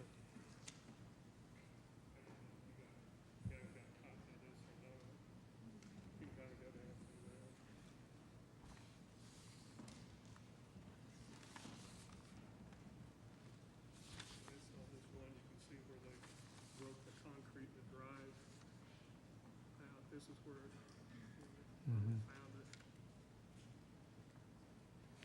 So Garrett, what do you know about, you were told by staff that they did call for locate, or what? Yes, sir. I can only go off of what our claims investigator, the information that she's presented here after her investigation. She talks to staff each time after there's some type of emergency or water main break or issue that has resulted in a claim. She investigates those thoroughly. In her memo, she said that she confirmed, and that's under the facts section, she says that emergency underground locates were requested in accordance with Underground Facilities Damage Prevention Act and Oklahoma statutes. Now, I'm not an expert in where lines are and what locates means. I'll be honest with that up front. That's probably more in the direction of whatever department works there and when they're digging that up. What I will say is I know that sometimes I've been told that it's not always an exact spot. It's an area that they locate. So that's the only advice that I can give to that. But in her memo after investigation, she claims that she did speak to staff and that they did do emergency locates. Mr. Brown? You just said two things. One, you said they requested it. Okay, you didn't confirm that the actual location took place in time before they dug. And so that's kind of different than your second Yeah, statement. something else that in an emergency situation, we're also not required to. We do that to try to prevent damage.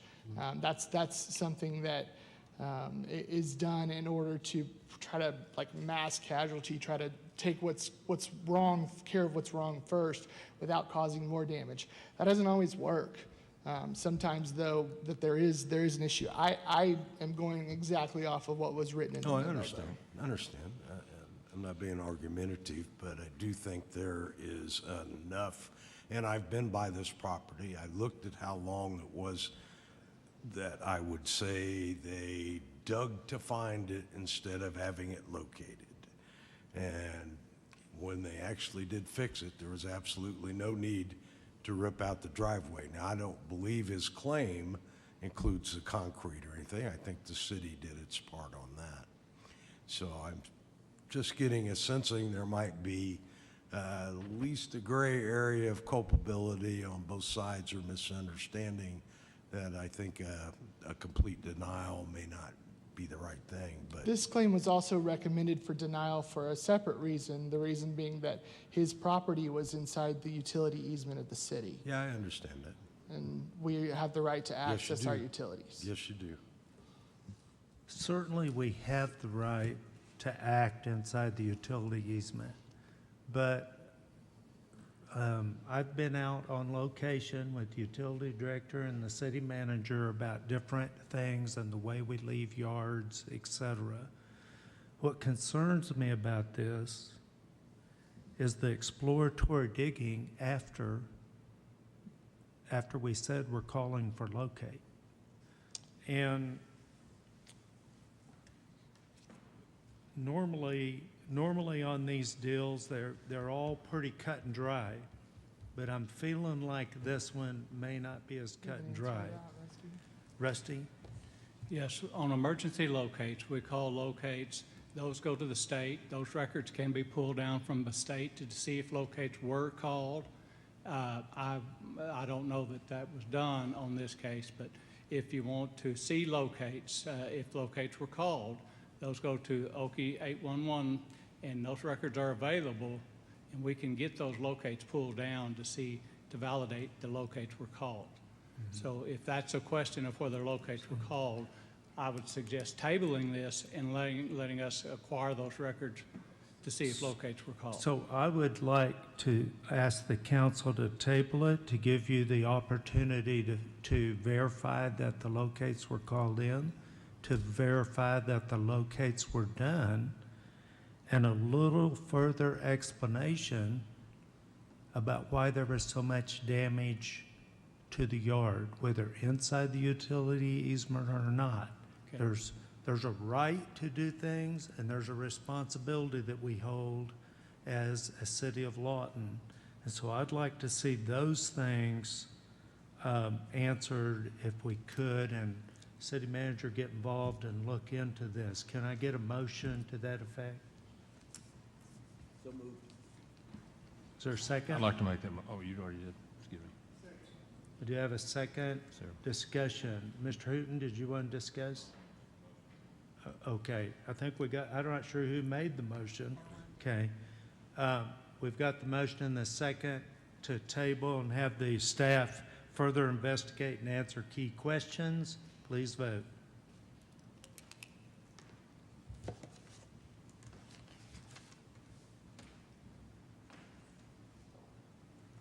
Motion carries 8-0. Bringing up item 11, consider approving a resolution amending Appendix A, Chapter A19, Article A19-1, Schedule of Fees and Charges, Lawton City Code 2025, by increasing the daily parking rate at lakes from $5 per vehicle per day to $8 per vehicle per day. So Lakes staff took this to Lakes and Lands Commission in, I think it was November, with what was on the books. Our current books show a $5 fee for day use. That parking fee hasn't been utilized since 2014. Then it was $3 per day per car. We had 2 part-time attendants that worked a booth there at that time. Those 2 people didn't cover the cost of the amount of vehicles that came in, so those positions were done away with as seasonals, and they changed it in about 15 for us to collect for just 4th of July fireworks. When they ceased having fireworks at the lakes, we haven't collected a dime for the parking and day use since that time.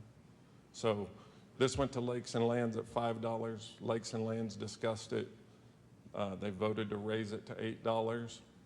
And we then subsequently took it to the fee committee at $8. And we're waiting now, after legal got back with us actually today, that we'll have to go to RFP for an actual company to do the collection of the parking fees. So if this goes, it'll be at $8. If it doesn't, it'll be at $5, and we'll continue to try to generate funds for the parking and the activities that go on in day use, which is a lot of garbage pickup for our guys. We haven't painted the parking lot area for years. We did some paving down the access road to improve that road from what it was. So there are funds being spent to rehab and keep up the day use area, but there are no fees at this time being collected. Okay, thank you, Jim. Mr. Brown? Well, thanks for taking a look into that, but I have a number of questions. Okay. Since you haven't collected fees, from what I read, in a number of years, how do you know what money you'll generate from this? Will it be sufficient to cover a contract? The contract is not a upfront pay from the city of Lawton. These are called requirement contracts, where most companies do a percentage split. So in discussions with one company, they were a 70-30. They collect all the revenue. The city gets 70% of the parking fees. Right now, if we got $5, we're $5 more than we've gotten since about 2016. So I guess that's my conundrum, because one, you don't know how much you would collect if you actually enforced it, because you haven't enforced it. You don't know how much you need, because you've also used money from the general fund allocated to the lakes. Yes. So I find it hard to understand how you would generate a fee of $8, a $3 increase, when you haven't been collecting it. You've been paying for the services out of a different fund. I understand your intent is to make that self-sufficient, a revolving fund, but I don't think the mathematics you've put in underneath that is any way sustainable for a $3 increase.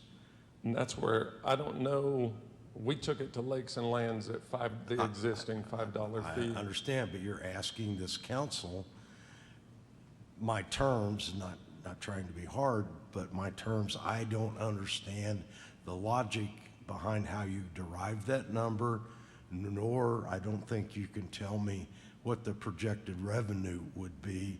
So to me, that's kind of a tough approach to requesting a $3 increase for a fee we don't collect, that we don't have the data to know how much it generates.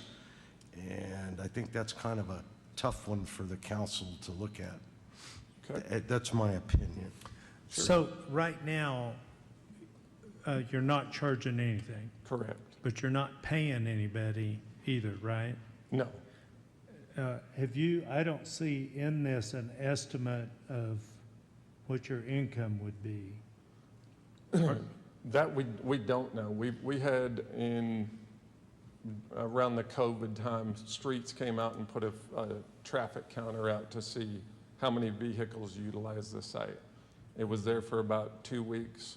The average during a summer weekday, not Friday, Saturday, or Sunday, was around 80 or 85 vehicles.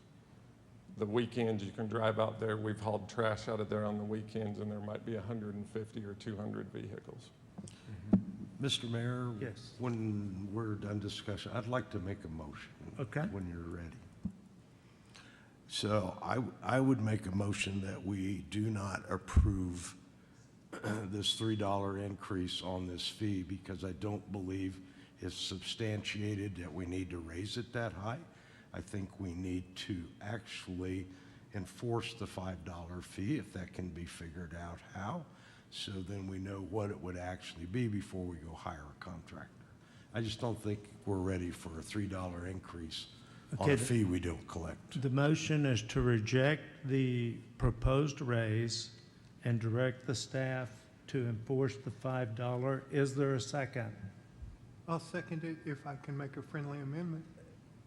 Well, you can, try. you can ask if they'll take a friendly amendment. I would just like to add that during that period of time while we're looking at costs and things like that, that we go ahead and look at our peer cities and see what they charge. Because I can tell you 2 years ago, Arcadia cost $10 to drive in the door. It still does. Period. And it still does. I just want to go in and look around. Okay, after you give me that $10, you can come in and look around. So if that would, maybe that would help us. Will you accept that? It's interesting in that the paperwork supporting this request inside the agenda did list out a couple of peer cities and what they charged. And in fact, 2 of them charged. One of them charged $10, one of them charges $8. But then again, what was not was the specificity on do they contract that out, how they do that. I have no, if it's $8 is what it needs to be, I have no problem approving that, but right now, I don't think we have enough data to approve it. Was my thought. Okay, do you accept the friendly amendment to direct staff to look further into benchmarking? I'm quite okay with that. Okay, so we have a motion on the floor to reject the increase, leave it at 5, enforce the 5, dig deeper into benchmarking. Does everybody understand? Mayor Booker, can Discussion? I ask a question on that Yeah. motion?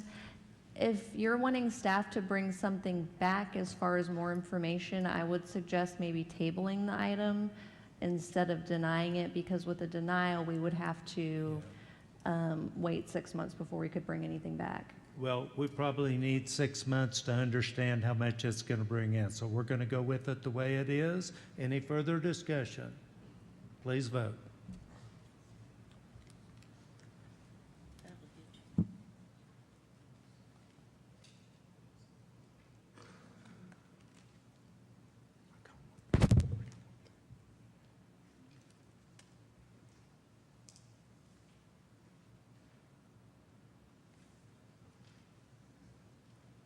Motion passes 7-1. So the Jim? question I have for us collecting that revenue until that time, we do not have the staff to house someone at that area to collect the revenue. So we'll operate as we have been and come back to the council with data.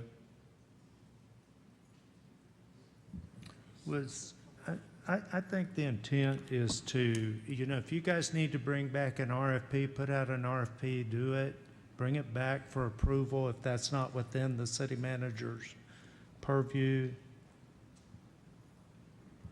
Are you okay with that? Them going ahead and enforcing it, going out for RFP on how to collect it? I think part of the issue was that with the $5 fee, there wasn't enough money there to warrant staffing it. So I think we're in a little bit of a predicament here. You want data, but we based on Jim's statement tonight, it wasn't feasible at the lower rate. So it sounds like if that's the direction, then it's going to cost staff money to bring the data back. We'll either have to hire seasonals or, I have 4 staff that are field workers and 1 office person and a fee collector. Thought you were going to go out for an RFP for a third party. For a third party, we absolutely are. And are you telling me that you can't go out for an RFP on $5? We can't staff or enforce that $5. We can't go collect from the public until we get someone that can, is all I'm saying. And that's what we're doing currently and have done since the end of fireworks in about 2016. It's not a solution, but could we, I don't know if we do it there or not, but could we do the pay by phone like we do at some of the other places? That's one of the companies, and every company that we're going to entertain is. We can't do that in-house? I wouldn't use our current system for permitting for it. No. It's It goes difficult down and too frequently. for the public to use. Now, we can come back with an RFP, get that sent out, and find out which companies and what they bid. But as far as staffing it, I currently don't have the people to staff it. Okay, and if we would have voted for the $8 increase, what would have happened? We would have went out to RFP. It wouldn't have been staffed. Once the RFP was selected and a vendor was, then they would have captured at $8 instead of $5 when they got here. And why can't you do the same thing? We can. I just keep going back to. I would guess that nobody here wants you to add staff. When somebody said enforce that, I'm assuming that's Thank us you. collecting revenue from people. Yeah, that's good clarification, thank you, but I think you've got to get the system in place before enforcement. We can do that. Is everybody okay? Everybody okay, Mr. Hooton? You seem unsure.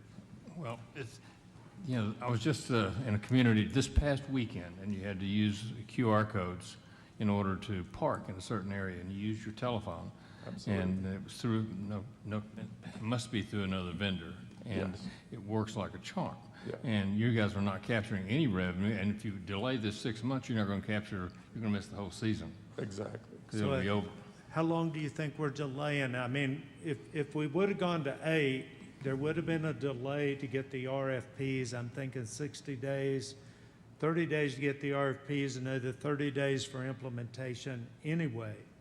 It should be the same with $5, that you're probably 60 days away from implementation. The rate won't matter really once we send the RFP out.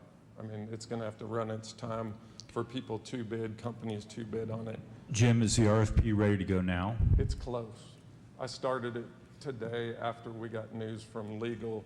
There is a vendor that set up the state park system under a purchasing contract, but it didn't sound like it may not have followed Oklahoma law, or there was a question whether it did. If we were able to use that, we could contact this company. So there may be a vendor on state contracts, so It's not state contract though. It's a interlocal purchasing cooperative?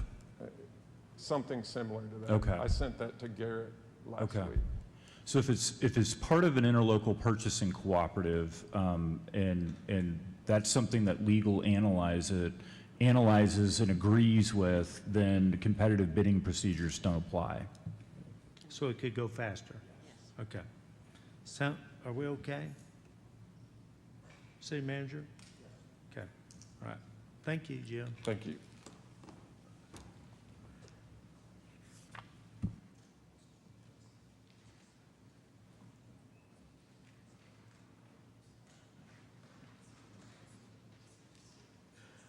Okay, that brings up business item 35. Hold a public hearing and consider approving the submission and acceptance of the 2025 Department of Justice Edward Barney Assistant Grant Local JAG by the Lawton Police Department. Authorize the approval of an interlocal agreement between the city and county, as well as any other documents necessary for the grant. Will? Thank you, Mayor. This is the 2025 Edward Byrne grant. I do realize this is 2026. They're a little behind, so this is last year's grant that just dropped. And what it is, it's a Department of Justice grant that is, it allows for local police agencies to purchase items that they normally wouldn't be able to purchase due to budget constraints. It's supposed to drop every year. And so this year they offered us $67,966. As always, though, it is an 80-20 split with the county. We get 80, they get 20. And so our 80% would come to $54,373. With that, we would like to purchase the following: buoyancy control devices for the dive team, a utility task vehicle for out the lakes, get to areas that vehicle can't get to, first responder gas masks, and then patrol bikes. We are in desperate need of new patrol bikes. So that would use all those funds for that. And now, just to be clear, we do this every year, right? Yeah, And they're yes, just sir. running a little late? Yes, sir, we missed a year, but I'm hoping the 2026 will drop Yeah. soon, then I'll be right back with that grant. Yes, sir. Questions? Motion? Make a motion to approve. Second. Motion for approval and a second. Discussion. Please vote.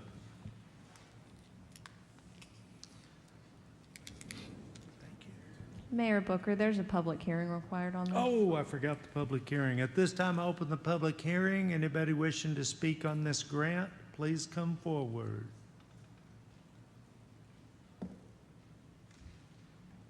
Seeing no one, I will close the public hearing. Please make your motion again, Mr. Brown. Move for approval. And a second by Mr. Epps. No discussion. Let's vote.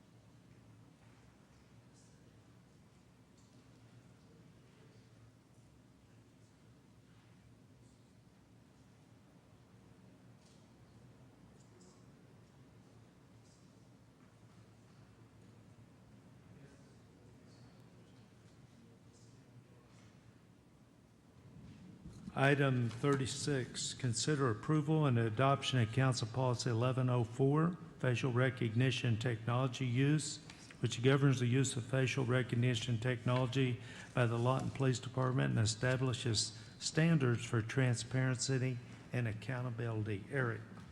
Good evening, Mr. Mayor and council members. Previously, the Lawton Police Department presented a grant to you all that would allow us to purchase the facial recognition software. At the conclusion of that presentation, you all asked that we develop a policy working with the city attorney's office. So we've done just that.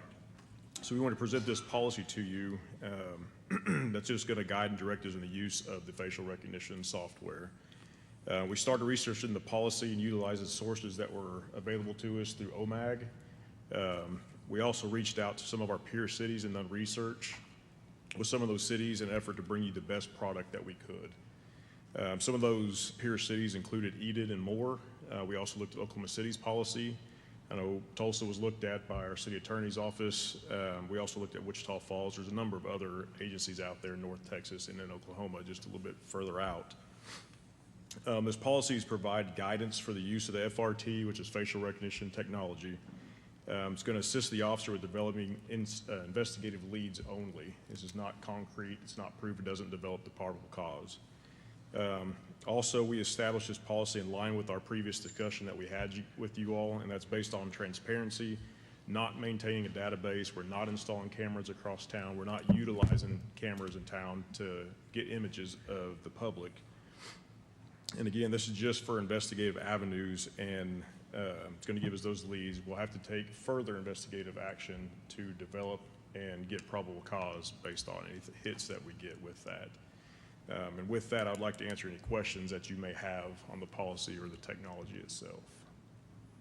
Any questions? Okay, seeing none, we're going to open up for Andre Wilson. Andre, come on to the front.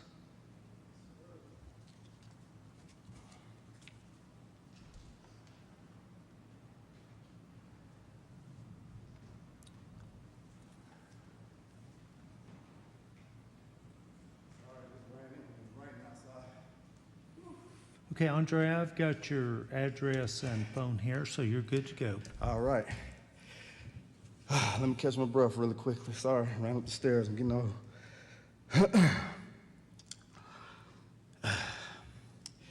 Good evening, City Council. My name is Andre Wilson. I am here to formally urge you to reject or delay the adoption of facial recognition technology in the City of Lawton. This is not simply a policy concern. It's a matter of legal exposure and municipal liability.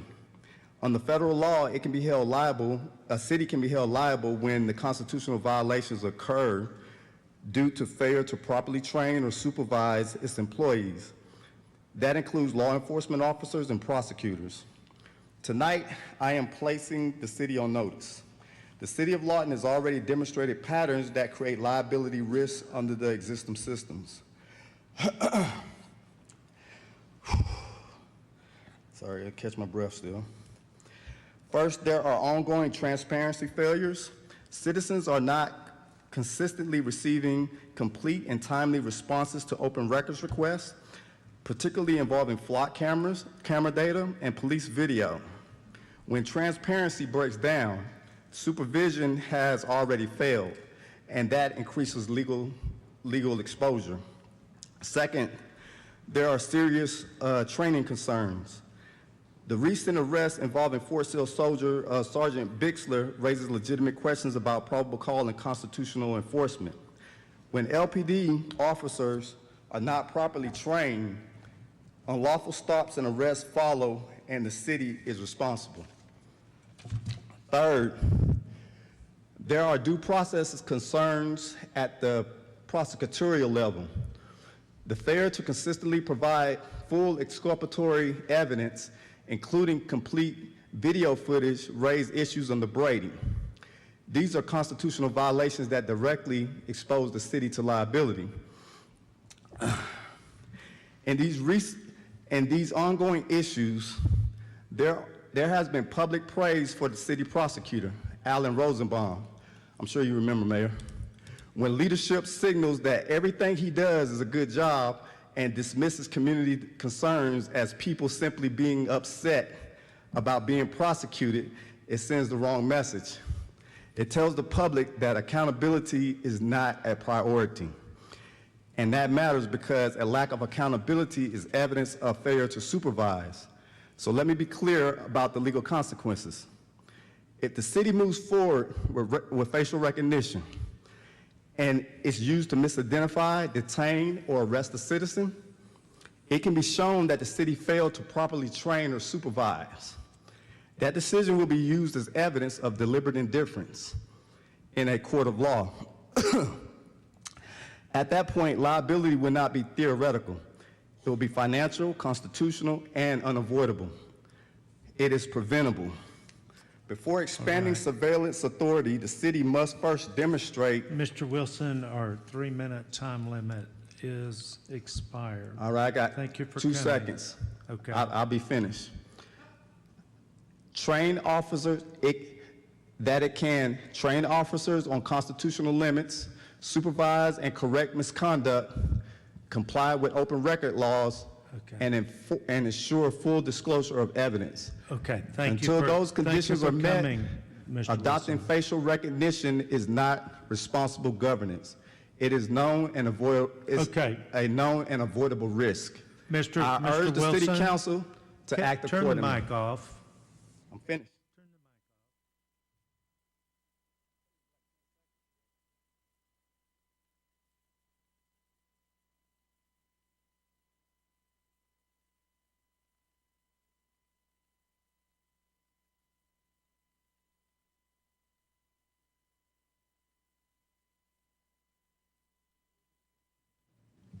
Move to approve.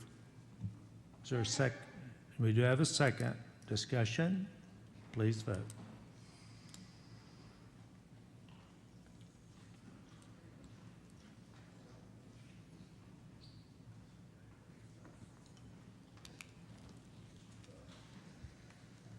Motion carries 8-0. Bringing up item 37, consider holding a public hearing and consider a resolution for an amendment to the 2030 land use plan from residential low density to residential high density for a proposed transitional housing establishment located at 521 Southwest 70th Street, Lawton, Oklahoma 73507, and to take appropriate action as deemed necessary.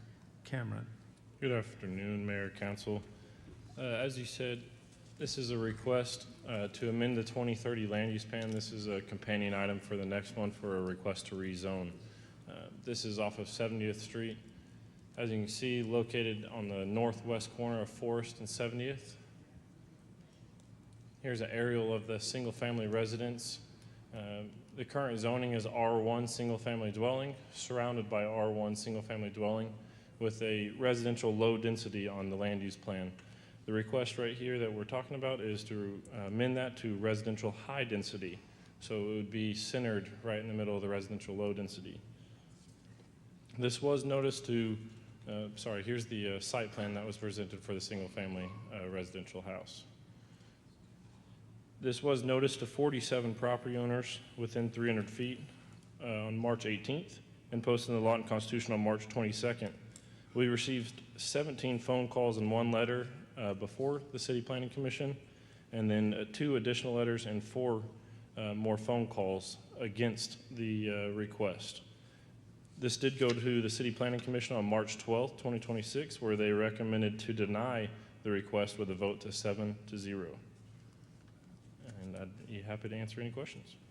Okay, number 38 is associated, the same property is requesting zoning change from R1 to R3 multifamily? Yes, sir. So we would handle the amendment to the land use plan. If we were to deny the amendment to the land use plan, then we would strike the rezoning request. So we would have to address the land use before we address the rezoning. Okay, and the recommendation is, were all the letters against? Yes, sir. None for? Correct. Council, questions before I open the public hearing? At this time, I'm going to open the public hearing on the request for an amendment to the 2030 land use plan at 521 Southwest 70th Street.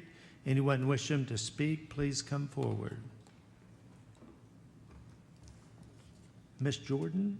And I've got your address and phone here, so you can go ahead and go.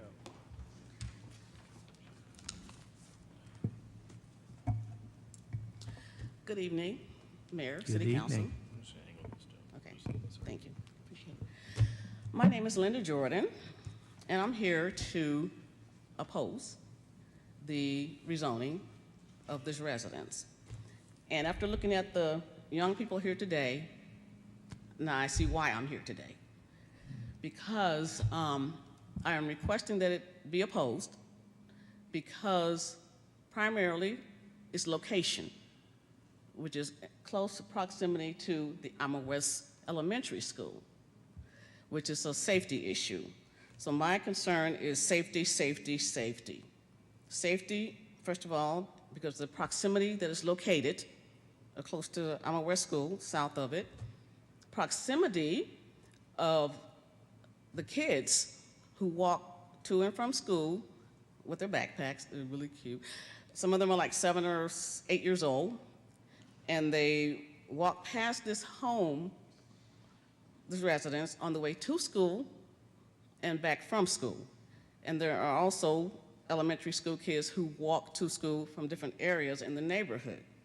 So again, that's a safety issue if this residence is allowed to be transitioned from an R1 single-family home to an R3 multifamily transitional home.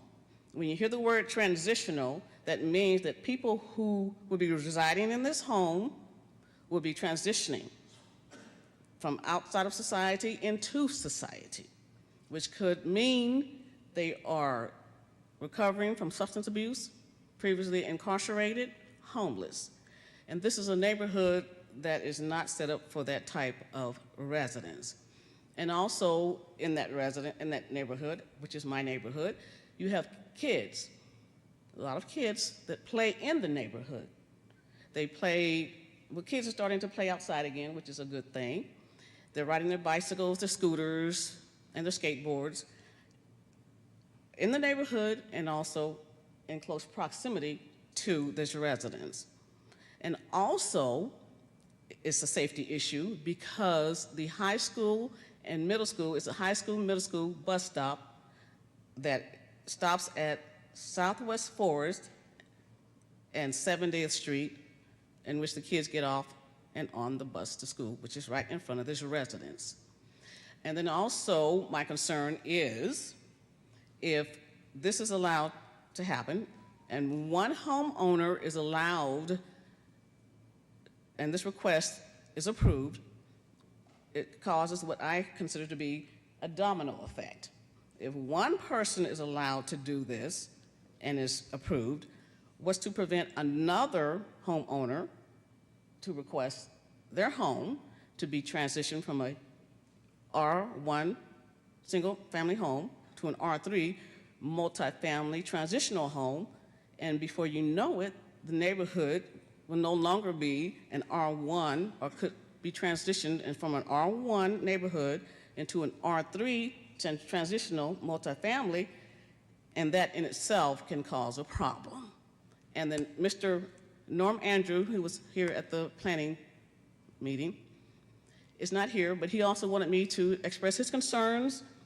For him, his concerns are the property value and taxes could be affected if a home is transitioned. And that's what I'm here for, and I thank you for your time. Okay, thank you for coming. Is there anybody else that wants to speak on this open hearing?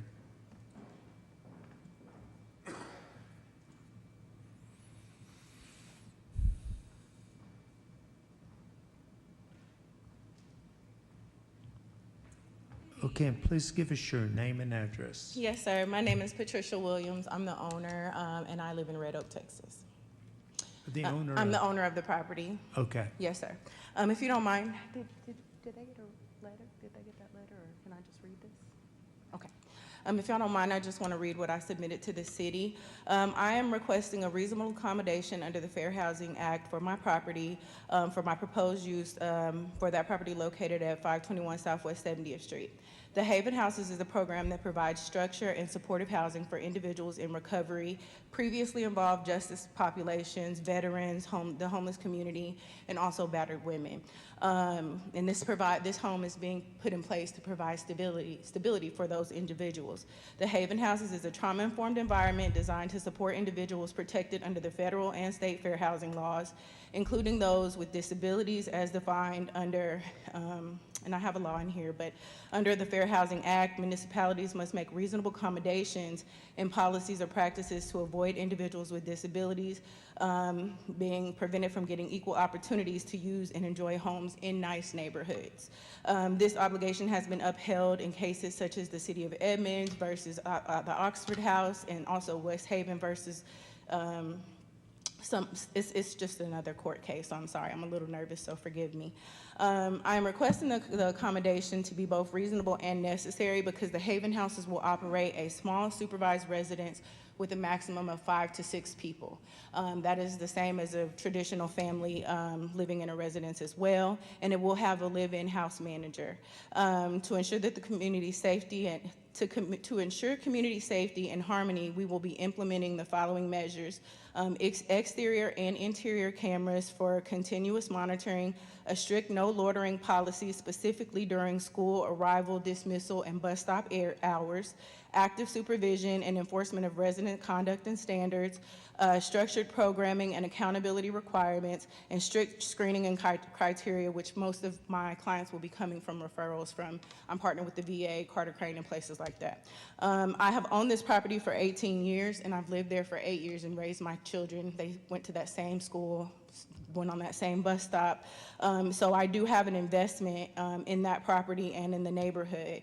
And I'm very concerned. I'm willing to partner with the members of the community to make sure that this does not affect them negatively. But I do just want to say, last time when I was here, the Planning Commission made a recommendation, well, you know, why don't you just put it in Lawton View, or why don't you put it somewhere else? But I feel like my clients, they don't have to be coming straight out of jail. That is an assumption that is being made. This house is going to be primarily women who have been in battered women situations. That doesn't mean that they've been to jail before. That doesn't mean that they're drug use. This is a sober house, so there'll be no drugs there. There will be a live-in house manager, so there will be a significant level of accountability. And I just personally, I'm a federal investigator for the Department of Defense, and I'm a substance abuse counselor. So what I am trying to do is I'm trying to give these people a second chance at life in a neighborhood that's nice, you know? And I do understand the concerns of the community, because I am a member of the community as well, but I would ask that you guys give us a fair housing accommodation. Council, do you have any questions for the property owner? Okay, thank you for coming. Thank you. Okay, I'm going to close the public hearing. Council, Mayor, council, I'd make a motion to deny. is there a second? Second. Motion and a second. Discussion? Please vote.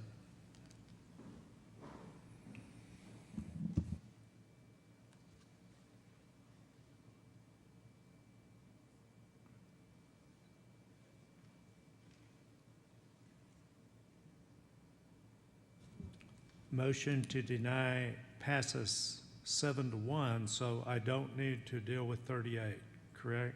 Okay, council, due to the weather, I'm going to ask you, if nobody has objections, for us to move audience participation up. Yes. Are you okay? Yes. All right, let's move up audience participation, and Matina Davis is first up.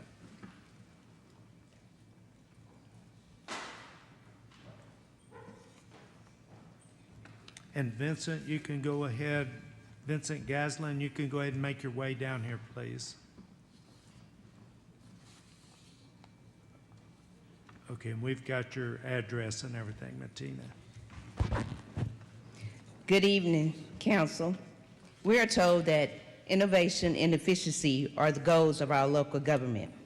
But behind those buzzwords is a chilling reality. Our public information and our vital resources are being locked away in private trusts.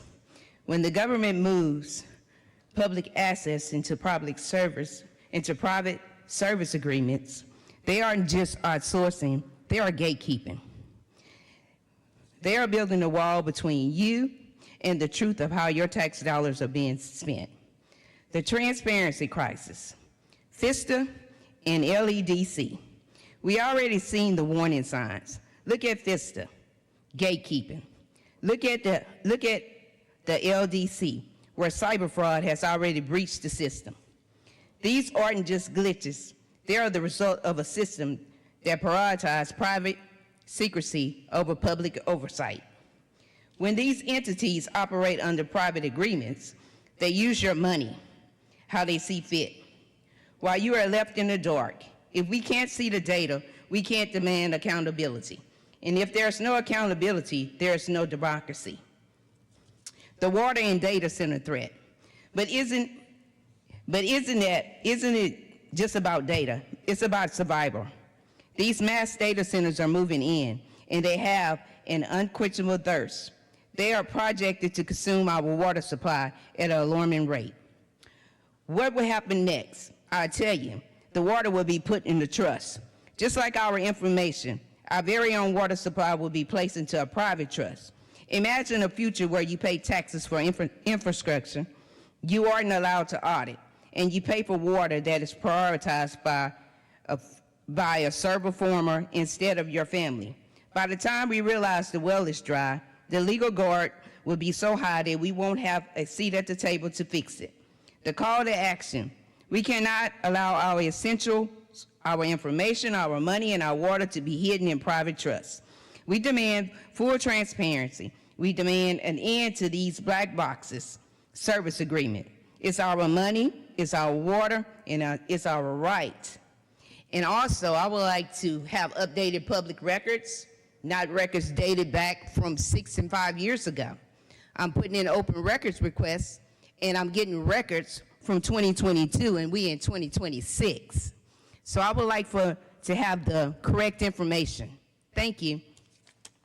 Thank you for coming. And Vincent Gaslin?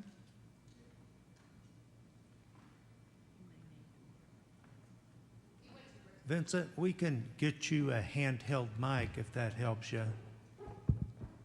I think I can speak. Oh, Let's go ahead and get a handheld mic for Vincent. I don't want to tear up your podium. We're going to fix it for you, and you don't need to be behind the podium. You can back out here if you'd like. I would like to speak about the sidewalks around here. I have to drive down Gore on the streets to get to my doctor's appointments, and I have to go down 17th Street. There is no sidewalks. Go up to the hospital. There's no sidewalks for me to drive down. The skip and miss sidewalks, and then when I do get to a sidewalk, there's no curb. You go down. I have to go somewhere else to get down off, and then go around, get on a street or something. And here I am driving down towards cars, so I know what's coming at me, instead of driving with the on the sidewalk. Now, there ain't no sidewalks down Sharon, there ain't no sidewalks down Ferris, there is skip and miss down Gore. There is none down on Lee that I can get down. I'm not speaking just for me, I'm speaking for everybody that cannot get down these sidewalks, there is none. Yeah, thank you very much for your time. Thank you for coming, sir. Okay, and with that, completes audience participation. I can have a motion to go into executive session. We have a motion and a second. Please call the roll. Hooten. Epps. Brown. Demery. Hampton. Uyghur. Williams. Yes. Warren.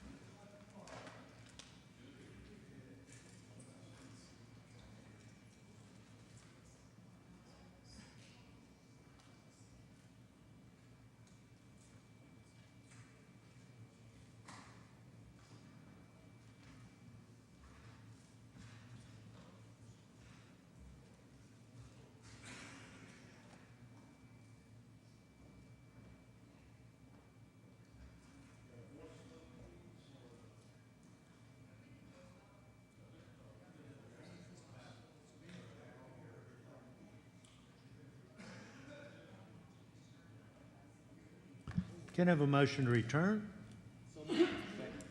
Please call the roll. Hooton. Yes. Epps. Yes. Brown. Yes. Demery. Yes. Hampton. Uyghur. Williams. Present. Warren. Executive session item number 39, Jerry. Pursuant to Section 307B.4, Title 25 Oklahoma statutes, the council convened an executive session to discuss the pending action in the United States District Court for the Western District of Oklahoma, titled Mark Long versus City of Lawton et al., case number 5:26-CV-00022-R. Mr. Mayor, I believe there is action to be taken. Mayor and council, I'd make a motion, two motions actually. The first being, move to approve a professional service agreement with the law firm of Collins, Zorn, and Wagner, PLLC, to represent the City of Lawton in this litigation pursuant to the rates and terms set forth in the agreement, with said agreement being retroactive to March 30th, 2026. Motion number two. Hold on, just hold on. We're going to deal with them one at a time. Can I get a second? We do have a second. Please vote. Hooton. Yes. Epps. Yes. Brown. Yes. Demery. Yes. Hampton. Yes. Uyghur. Yes. Williams. Yes. Warren. Yes. Okay. Motion number two, upon finding that the requirements of 11 OS Section 23-102 satisfied, move to approve a professional service agreement with the law firm of Pierce, Couch, Hendrickson, Basinger, and Green LLP for the representation of officers Melanie Powers and Joshua Dawson in this litigation pursuant to the rates and terms set forth in the agreement, with said agreement being retroactive to March 30th, 2026. Is there a second? Second. There's a second. Please call the roll. Hooton. Yes. Epps. Yes. Brown. Yes. Demery. Hampton. Yes. Uyghur. Yes. Williams. Warren. Motion carries. Bringing up item 40, Jerry. Pursuant to Section 307B.4, Title 25 Oklahoma statutes, the council convened an executive session to discuss the action in the Court of Civil Appeals of the State of Oklahoma, titled the City of Lawton, Oklahoma versus International Union of Police Associations, Local 24, and Nathan Ronan, case number 122,268. Mr. Mayor, there is a motion. Move to authorize the filing of a petition for certiorari with Oklahoma Supreme Court. Second. We have a motion and a second. Please vote. Hooton. Yes. Epps. Yes. Brown. Yes. Demery. Yes. Hampton. Yes. Uyghur. Yes. Williams. Warren. Motion carries. Bringing up item 41, Jerry. Pursuant to Section 307B.4, Title 25 Oklahoma statutes, the council convened an executive session to discuss the action in the Court of Civil Appeals of the State of Oklahoma, titled the City of Lawton, Oklahoma versus International Union of Police Associations, Local 24, and Robert Hinkle, case number 122,267. Mr. Mayor, there is a motion. Move to authorize the filing of a petition for certiorari with the Oklahoma Supreme Court. Is there a second? Please vote. Hooton. Yes. Epps. Yes. Brown. Yes. Demery. Yes. Hampton. Yes. Uyghur. Yes. Williams. Yes. Warren. The motion carries. Bringing up item 42, Jerry. Mr. Mayor, the council entered into executive session pursuant to 25 OS Section 307B.4 to discuss the possibility of settling certain claims in pending litigation, City of Lawton versus Purdue Pharma LP et al., case number 1:19-OP-45500-DAP, pending in the United States District Court for the Northern District of Ohio, and related litigation, with consideration of a resolution to participate in settlements with Associated Pharmacies, Inc., J.N. Smith Corporation, Louisiana Wholesale Drug Company, Morrison-Dixon Company, North Carolina Mutual Wholesale Drug Company, Inc., and United Natural Foods, Inc., collectively known as the Settling Remnant Defendants. Mr. Mayor, there is a motion. Mayor, council, I move that the council approve a resolution authorizing the city's participation in settlements with Associated Pharmacies, Inc., J.M. Smith Corporation, Louisiana Wholesale Drug Company, Morrison-Dixon Company, North Carolina Mutual Wholesale Drug Company, Incorporated, and United Natural Foods, Incorporated, collectively the Settlement Remnant Defendants, authorizing the execution of the Remnant Defendants combined subdivision participation and release form contained in the Remnant Defendants Settlement Agreement as Exhibit G, and authorizing the taking of all actions required to effectuate settlement with these entities. Is there a second? Second. We do have a second. Please call the roll. Hooten. Epps. Brown. Demery. Hampton. Uyghur. Williams. Warren. Motion carries, and that brings up adjournment. Can I have a motion? We have a motion and a second. Please call the roll. Hooten. Epps. Brown. Demery. Hampton. Uyghur. Williams. Warren.